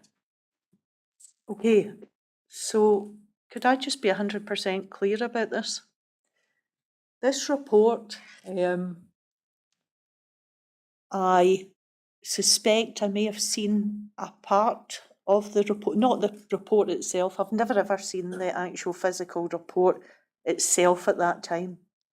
But I think what I may have been given is an Excel spreadsheet from Andy Wilson, who was the site manager at the Queen Elizabeth University Hospital at the time, who emailed it over to me so that I could create a smart sheet for closing down actions with the operational estates colleagues at the Queen Elizabeth University Hospital. And I can show you the exact date that I created that, but it was nothing like 2015. It would have been more like 2017, possibly even 2018 when I created the action list to close it down. Close down the actions, that is. Right, we might be able to narrow down to this a little bit if we just look at the questions, because you've given a date here at 158 and 161 of the 3rd of July 2018, and you're saying that just above 160 that it was brought to your attention by Alan Gallagher, and at 159 you're saying that what I think you said a moment ago was that this was to assist with closing and evidencing actions. Yes. Can you tell me about that process, please? So it was extremely busy from memory at that time, and I had been working with Jim Guthrie in relation to closing down actions, and it was a matter of evidencing those actions. So it was taking photographic evidence and recorded evidence in relation to works being complete, item by item. And but obviously it was difficult for me to say 100% that was all under the 2015 report because I was never given the actual physical report. Okay. If I had been given the physical report, I would have attached it to the smart sheet because, sorry to hark back to the smart sheet again, but if you look at the smart sheet, every risk assessment audit document that relates to an individual site is attached via a little paperclip symbol within the smart sheet system, which shows you exactly the document and when it was put on the document centre. Okay, so that's the process that you're describing with Alan Gallagher having brought it to your attention in 2018, is that correct? Yes, but he had got it, I believed, although I can only say, from hearsay, through Andy and the team. Andy Wilson. Mm-hmm. So if we go over to the next page, at the bottom, 166, when did you first see the DMA 2015 risk assessment in full? And then at the top of the next page, you say, I didn't see the document, which is what you've told us a moment ago. Andy Wilson emailed me a comparison document in respect of some actions closed between the 2015 and 2017 risk assessment. And that was brought to your attention by Andy Wilson. Yes. That's correct. And that's what you've described to us before. Yes. So in actual fact, when I'm asking about the 2015 risk assessment, is it correct that what I should understand from this is that A, you didn't see the 2015 risk assessment, but B, you did see a comparison of some kind between the 2017 and 2015 risk assessments? Yes. Can you describe what that comparison was, what it looked like? It was basically, you can see it. I mean, you can see every audit, every link to it since I put it on Smartsheet, because it shows an auditable trail of every entry, every input, every access for individuals to look at. And it basically was 2 risk assessments now, as I know, from 2015 document 2 risk assessments that detailed all the outstanding actions in respect of the Queen Elizabeth University Hospital and whether there were actually like links within both of these documents to the same audit point being made. You know, for example, like dead legs. A dead leg's been removed from the system, a dead leg number 5 at level 4 being removed, and whether that was repeated in each individual risk assessment. That's what I was trying to get to you. So was it effectively the document you're talking about, was that a list of action points? Yes. And you were to either secure that they'd be done or to get evidence that they had been done. Was Yes. that right? And you did that via Smartsheet. Yes. How did you find that? Was it effective? Very good, because it was one way of recording closure of anything that's outstanding without it going missing, because it sits there in a central document centre. And just to ask you the obvious question, did that actually work? Was it actually adhered to? Did people fill in the closure section, or was closure done automatically by the sheet in some way? It did work because each individual has to close down, depending what the action was. You know, there's maybe like some actions applied to site managers, some actions to authorised persons, some actions to be even on behalf of like the board policy and response, depended what the actions were. But you can see all the actions detailed in Smartsheet if you want complete detail. So taking a step back then, and you've set out in great detail what you actually did and how that worked. But taking a step back and thinking as a compliance manager about what you were being shown here, a list of matters to be actioned, some, I think at least of which had been carried over from the 2015 risk assessment. What were your thoughts when you saw this task? The tasks related to the outstanding actions for the 2015 report. Yes. Golly, let's get these closed as quickly as possible. Because anything outstanding in respect of water systems is a red flag for me. Just to follow that thought through, why is it a red flag to you? Because it can impact so many different situations, so many immune compromised patients. There's so many implications of not actioning some of these points. To be able to understand the healthcare environment, I think personally takes time, and to know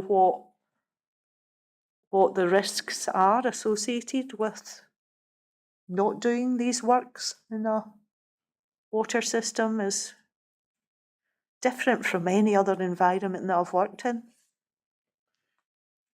What did you think about, were you able to form a view on how safe the water system was that you'd been given the job of dealing with?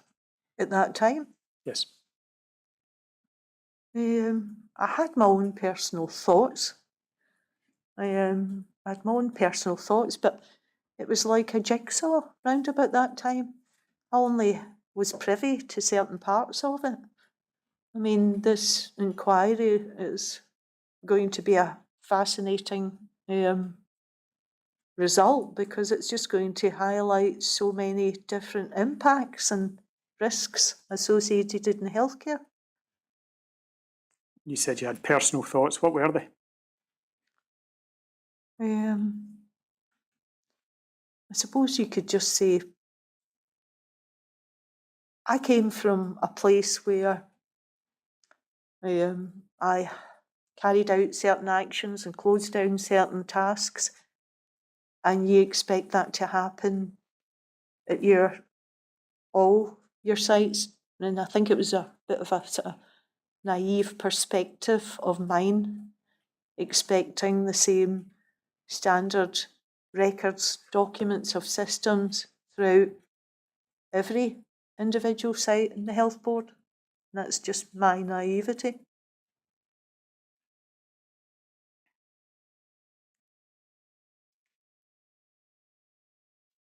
Can I take you to bundle 6, page 416?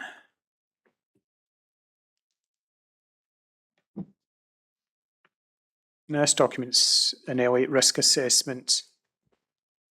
Doesn't mention DMA Canyon here, but you'll see the dates, site survey dates. Completed September 2017, surveying of outlets in October 2017, management review meeting for a gap analysis January 2018, and then a review date for September 2018. So you're familiar with this document? Yes. Can you recall when you saw it and who gave it to you?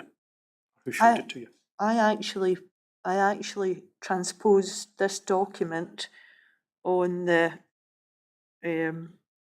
onto the smart sheet. It's detailed in line 39 of the Queen Elizabeth Water Systems Compliance Tool page that was created, and it was put on for the purposes of closing down the actions. I would have to double check the smart sheet exactly to see what date, unless I've answered it in one of my questions there. Oh, it's a specific point that I'm interested in. You've already spoken about your involvement with dealing with the 2017 and 2015 action points, but can I take you to page 597 of this document? Now, this page is recording a gap analysis carried out on the 30th of January 2018. The paragraph towards the bottom beginning a written scheme guidance is the one I'm interested in, because it mentions you in it, and it's recording a written scheme guidance was issued by DMA in 2015, though not updated, is anticipated to be fully utilised as the written scheme for the site and became the overarching control document for Legionella control.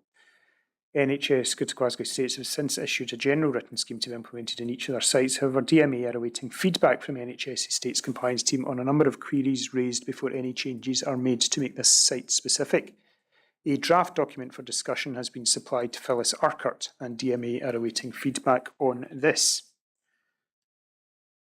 Do you recall that draft being provided to you?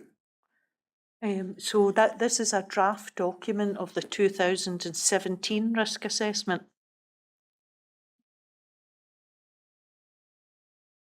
Okay. Right. So yes, I will recall, I will have the date when I put it in Smartsheet. So this isn't a draft written scheme being provided to you? This is they could have provided a draft written scheme. They could have provided a draft written scheme. I'd need to double check and see what the what was on that Smartsheet page.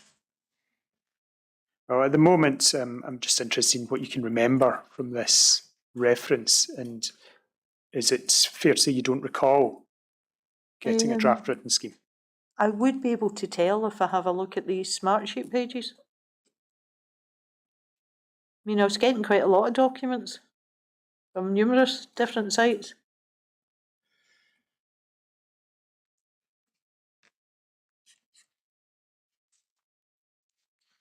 But I can confirm that exact date and what I've got. Okay, that might be another matter that you I have can to do clarify homework afterwards. on. The reference to written schemes takes me to question 125 of your statement. It's page 171 of the bundle.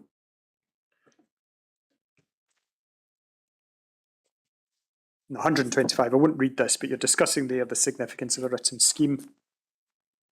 And then over the page, 126, you're asked, and you confirm that a scheme was in place when you started work at QEUH. 129, you say the scheme was in place from December 2016. Then Yes. 128, you've been asked who prepared the scheme.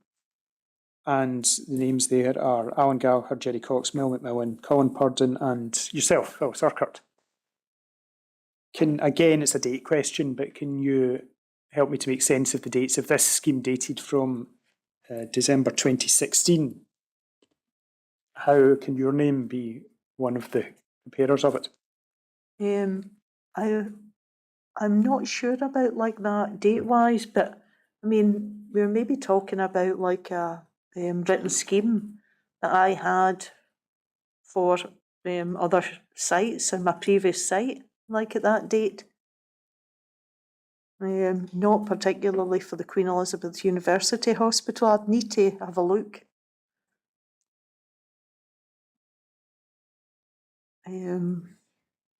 Because December 2016 is a date that I wouldn't have been at the Queen Elizabeth. So, I mean, have they used like the template that I used over at Gartnavel? That's, you know, for a written scheme. That's what I'm really wondering. Okay. Well, that was why it was the discrepancy in dates. That's the reason I asked the question. Okay. Just to close off this chapter, I don't think I need to take you to it, but is it correct that you did go on to instruct a risk assessment, further risk assessment from DMA in 2019? Yes. In general terms, did that show improvement? From memory, yes.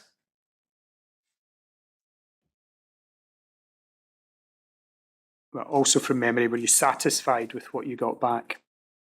From DMA? Yes. Yes.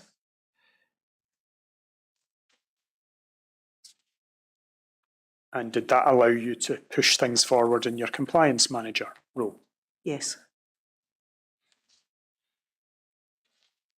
I'll perhaps close off my questions by just asking you a few questions in relation to elements of the water system that you refer to later in your statement. Page 189.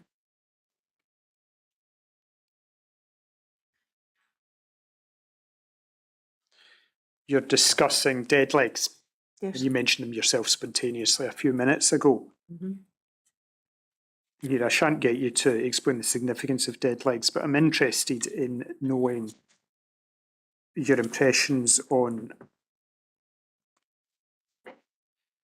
to what extent you were able to secure the action that you thought necessary in terms of addressing the dead leg issues. Perfectly. As in, I could take photographic evidence, which I did, along with operational estates colleagues. So I saw it with my own eyes. When you say you saw it, are you talking about dead legs in place? I didn't see, I maybe saw where a dead leg had been and been removed. Apologies. Right. I was just wondering how you photograph a dead leg, but it's what you can photograph is a space where there was piping and no longer piping. Yeah. Right, okay. So you said you started out with the word perfectly, so it's pretty strong. You satisfied that where there was dead leg issues, they had been addressed. Yes. At the bottom of that page, you are asked to comment on effectiveness or otherwise of flushing. And it may be that there's not much to say given your previous answer, but can you explain how satisfied you were that flushing was being carried out as a means of water control? So flushing is a moving target. Flushing is challenging within the healthcare environment because you are reliant upon collaboration with all your other colleagues, clinically wise, facilities wise,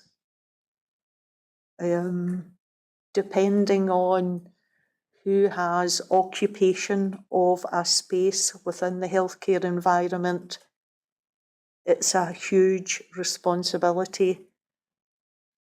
And in my personal opinion, an education issue for all individuals working within the healthcare environment, because you have, and I'm not picking in any single group, but you have, say, for example, a consultant who has a space within a particular location in the hospital who decides that they would rather use their space for storage as opposed to a toilet or a shower room,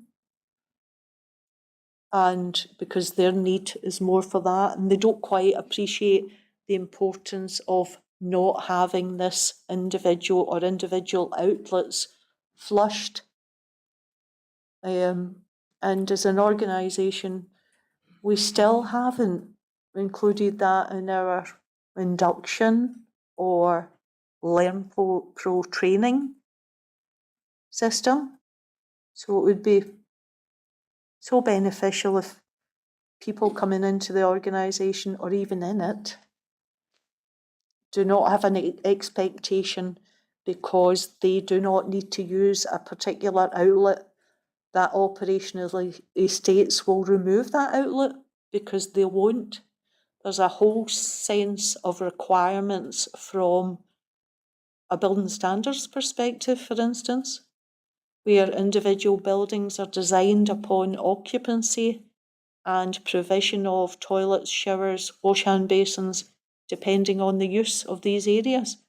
And therefore, these should have the benefit of documents such as building warrants associated with removing them. This is clearly a matter still of some frustration for you, is that right? Slightly, you may detect. Does it follow from that it's not a matter that you ever had fixed to the standard you would like when you were at Queen Elizabeth? Yes. The last question, just over the page, please. The last question there is about point of use filters. I won't get you to read your answers, but just in general terms, what are your views on those items of equipment? I think they can be very beneficial in the correct circumstances. I think there's a lot of risk associated with them in relation to effective record keeping of when they are utilised, adequate education for the users who are using them, and importantly, facilities colleagues who are tasked with cleaning them. Thank you. You see the second half of that page is about single rooms, and there's a section of questions there. I won't take them through you point by point for reasons of time. But can you recall what actions you might have had to take that were presented to you because the hospital had single rooms as the default means of accommodation? I think they were operational estates colleagues were very, very challenged in relation to covering, any point of use requirements right across all these single rooms. And when you say point of use requirements, what sort of actions are you talking about, or problems? Being able to source the required number, being able to have staff put these in place, an actual physical point of use filter, being able to ensure that staff were all suitably and adequately trained to be able to manage and deal with them and clean them. And I suppose there'd be an element for my clinical colleagues as well there in relation to educating visitors that are maybe coming to see a patient in a room who say, what's that big white blob that's in the end of the water outlet? You know, there's a whole number of questions that arise in relation to, you also have like an entire group to educate in relation to why you actually have something like that on the end of a tap. And your instinctive reaction as someone that doesn't know about these things would be, oh, is this safe, this environment for my... You're talking about the filters. Yes, Yes. So, In terms of the single-use rooms or single occupancy rooms, do you have a view in general as to whether those are a good thing or a bad thing? from a personal point of view, I've thought about this quite a bit, and I've listened to quite a few different presentations and thoughts in relation to it. And I think as a patient, it may be quite a nice experience because you have your own private area. I'm looking at my own family's experience and been up visiting family in the past where you have an element of privacy. But from a health board, resources, staffing perspective, ventilation perspective, water system management perspective, I personally think that we could maybe make greater savings in a old-fashioned, numerous bedded ward basis. Thank you. Going over 2 pages at 192, there's a section on monitoring. And again, just to ask you generally, I think to summarise what you're saying here, you are sceptical as to the idea of monitoring as a cure-all or a single basis for addressing issues that might arise with the water system. Would that be fair? And is there anything you want to elaborate on in regard to that? No, I think that's fair. That's definitely my opinion. There's just so many different aspects involved in water systems, and definitely it's vital to keep a holistic overview of what's happening across them. But personally, as I mentioned previously, I think there's a big education shortfall for all individuals involved within the healthcare environment. Thank you. I'll just perhaps this will be my last question, but just to skip on 2 more pages to 194. At 244, you were asked about taps, and as part of that, you were asked about flow straighteners, and an issue was drawn to your attention about an incident in Northern Ireland in 2012, and you appear to be fully conversant with what happened there. Can I just ask you, to what extent were you aware of those difficulties at the time you arrived at the Queen Elizabeth, and indeed before you got there? I wasn't aware of the specific issues at the Queen Elizabeth University Hospital because it wasn't openly discussed. You only got told what individuals thought you were to be told and what knowledge you were to get.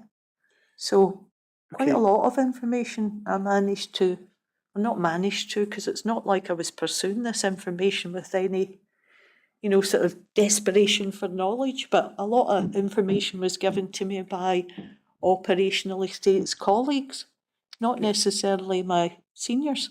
My question was perhaps less about the specific issues that arose at QEUH and was more about to what extent were you aware generally as part of your compliance job that taps, flow straighteners were a potentially problematic, a risk.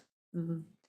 Well, I've listened to years of training and presentations, and from time to time you have like companies who are promoting their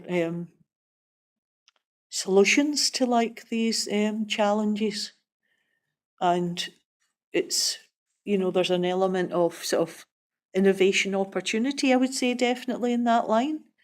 But I've listened to years of it.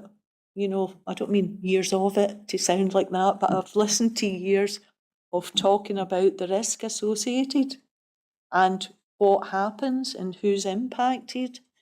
And I think maybe, again, that's one of my shortcomings, is that I expect many other people to maybe also be aware of the same information, because it's been all over the news that it's what it means to each individual. Okay, just one last question. Sorry, two last questions. An issue I meant to come back to and I didn't, was in relation to, you remember we discussed the audit that has been carried out by Dennis Kelly in May 2017. Yes. And I think you've said in your statement that the requirement to do audits was an annual one. Yes. Now, you may or may not recall this, but there were audits for 2017, 2018, 2020, 2021 onwards, but there's no audit for 2019. Were you aware of that? I was. Can you explain how that came about? I think it was partly to do with actions maybe still to be closed down from the previous audit. There's a number of factors at that time. It was hugely busy right across like the board, and there was a number of activities and anxiousness from numerous different groups. From a compliance point of view, were you aware at the time that the audit was due and hadn't been carried out, or Yes. was it being carried out? Yes, because I personally felt it was my responsibility. So yes, I asked, you know, what's happening about this audit, because it's one of the things that I reported in through the SCAT group about. And who would that report have gone to? That would have been like the assistant director and the head of corporate estates, Alan and Mark. Thank you. Last question I've got for you is just in relation to your conclusion. Generally, I won't take you there, but you've generally said you were satisfied with the work that you did at Queen Elizabeth, but you felt you were not as effective as you'd have liked. Would you care to elaborate on that at all? I think that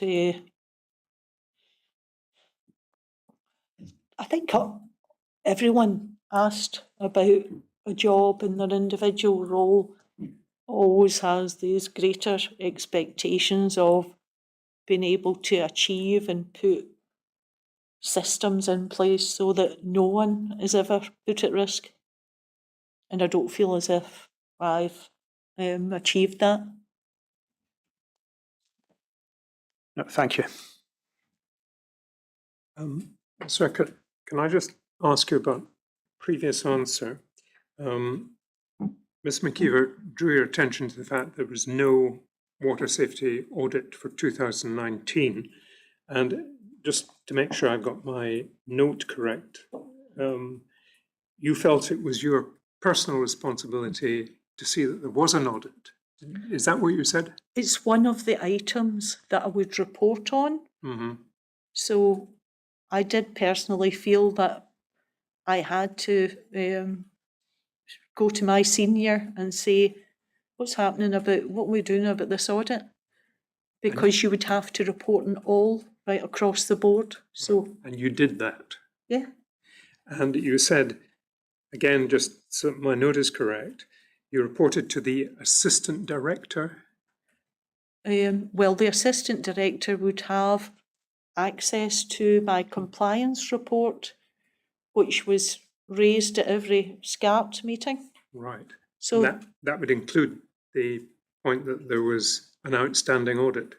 Yes, because you would report on what audits had been carried out, and at each one of these, who was in the role. Who was in the role? I think at that time, I think it's Mark Riddle. Mark Riddle. Riddle. Don't know if that's a name I've picked up on before. And to head of estates, who was Alan Gallagher. Is that right? He was head of corporate Head of services. corporate estate. Or corporate estates, rather. And you were reporting that to him? Yeah, well, they all attend like these meetings, SCAT meetings that we have quite regularly.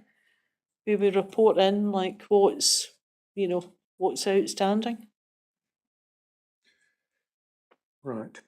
Now, Ms. Urquhart, what I want to do is just check with the room, or allow Mr. McKeever to check with the room whether there's any other questions which anyone considers you should be asked. So shouldn't take more than 10 minutes. Can I invite you to go back to the witness room? Certainly.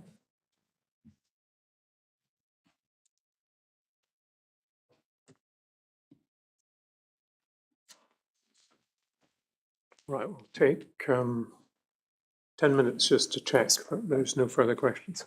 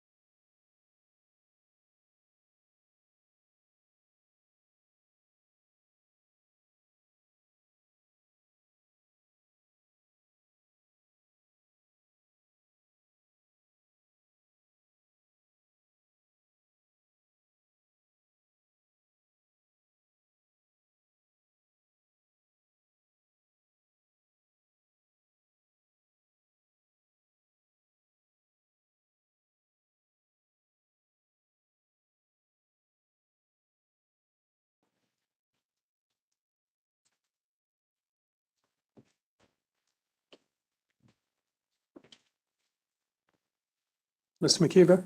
Lord, there's just one question in 3 parts, so I would propose to ask it and Okay. we finish swiftly.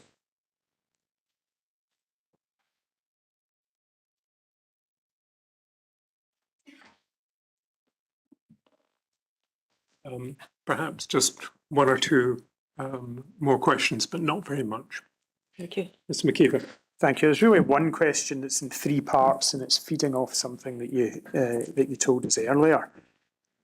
You remember I asked you about when you started whether you had views on safety of the water system, and you said you did, but you didn't tell us what they were.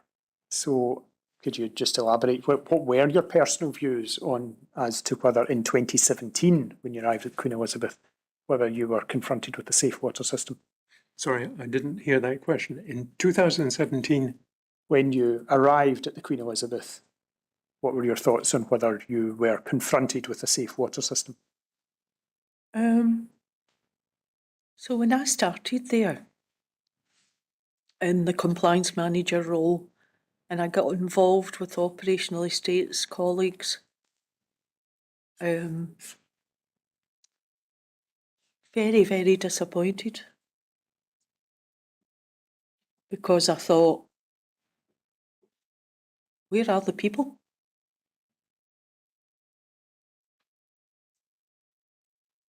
You know, but there's a number of things that I have that I've learned since then about the other parts of the jigsaw in relation to the Queen Elizabeth University Hospital. So, you know, I know for a fact that there wasn't staff in roles. I could see when I walked into their plant rooms, it was like a significant challenge compared to any other plant rooms that I had seen in time, and size of water storage tanks, size of pumps that were significant. And, you know, you think to yourself, this is a completely different beast from other 11-storey buildings that you've been in and had experience of and seen. And how, you know, I had my own personal thoughts in relation to the management there, and I was kind of, truth be told, slightly disappointed, but I don't think I fully appreciated the challenge that the likes of the management that were running with that site had. And, you know, the opportunity for them to, you know, get delivery to their questions and concerns. Specific question was about safety. That was the word that I used. What were your thoughts on whether you were looking at a safe water system? At that time when I first joined, I didn't see a complete full picture of everything immediately, so I was thinking along the same lines as every other person that entered that site at the time, that it was safe. You don't really get the picture instantly until you start getting access to different elements of it. Did your view change then, the longer you were there? So that I thought at one point this is an unsafe system, an unsafe place. Well, did you get to that point? I don't think I felt a little bit edgy in relation to all the discussion and debate and historical events that happened there. You know, I had some real concerns, should I say, in relation to starting to hear the different parts of the jigsaw from different sources. I was also, remember, very, very busy across all sites. It wasn't just about the Queen Elizabeth University Hospital. Was there a point then where you started to cross over to think, hang on, this isn't a safe system?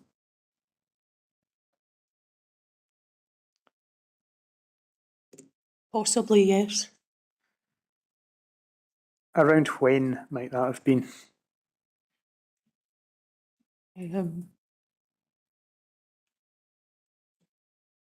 Maybe the beginning of 2018.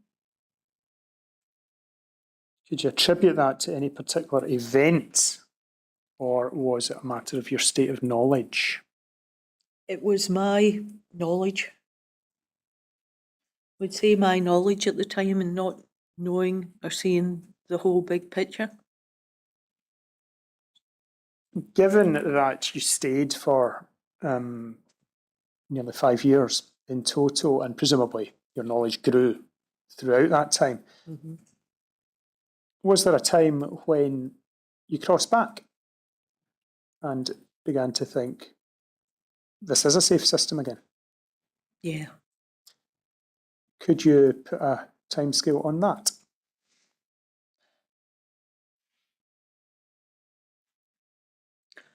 Different elements made you feel, what can I say, more content in relation to different aspects. It wasn't like I can never remember reaching January 2020 or whenever and saying, oh, that's me, I feel a lot better and happier about the system. I didn't think like that, to be honest. I just started thinking, well, that's great. We'll get through X amount of training. So there's a whole host of people, trained and appointed for the roles. So that's a big impact in the safety of the system. Because these are the individuals that are dealing with the part of it. So I appreciate your position that it's obviously a fuzzy matter and difficult to put a finger on. But I've asked the question this way then, and this is the last thing I'll ask you. If it was around the start of 2018 that you began to become seriously concerned that this was not a safe water system, for how long did you continue to be concerned? Would you be able to put a timescale on it that way? I'm probably not a good person to ask that question of, because if you have the required number of staff to operate that system safely at that hospital, I would still, because I'm just a risk assessor headed individual, I would just always be hesitant to have 100% confidence in relation to sickness, annual leave, because I know how it works in relation to the health board.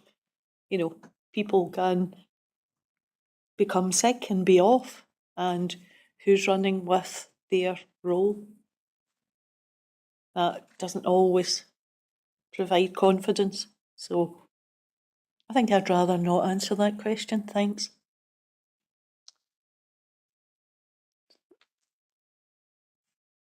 Yeah, I'll leave it there, thank you. Do I take it that Ms. McKeever has picked up the question correctly? But I'm getting an affirmation of that. Ms. Urquhart, that's all the questions we have for you. And can I thank you not only for attending today and answering the questions you've been asked, but also the work involved in preparing your witness statement, which is part of your overall evidence, the inquiry, for which I'm very grateful. But you're now free to go. Thank you very much. Thank you. Thank you.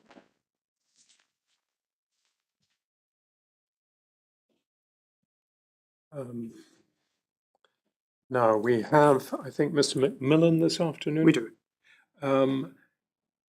Perhaps we might take our lunch break until 2:10. Yes. Right. Thank you.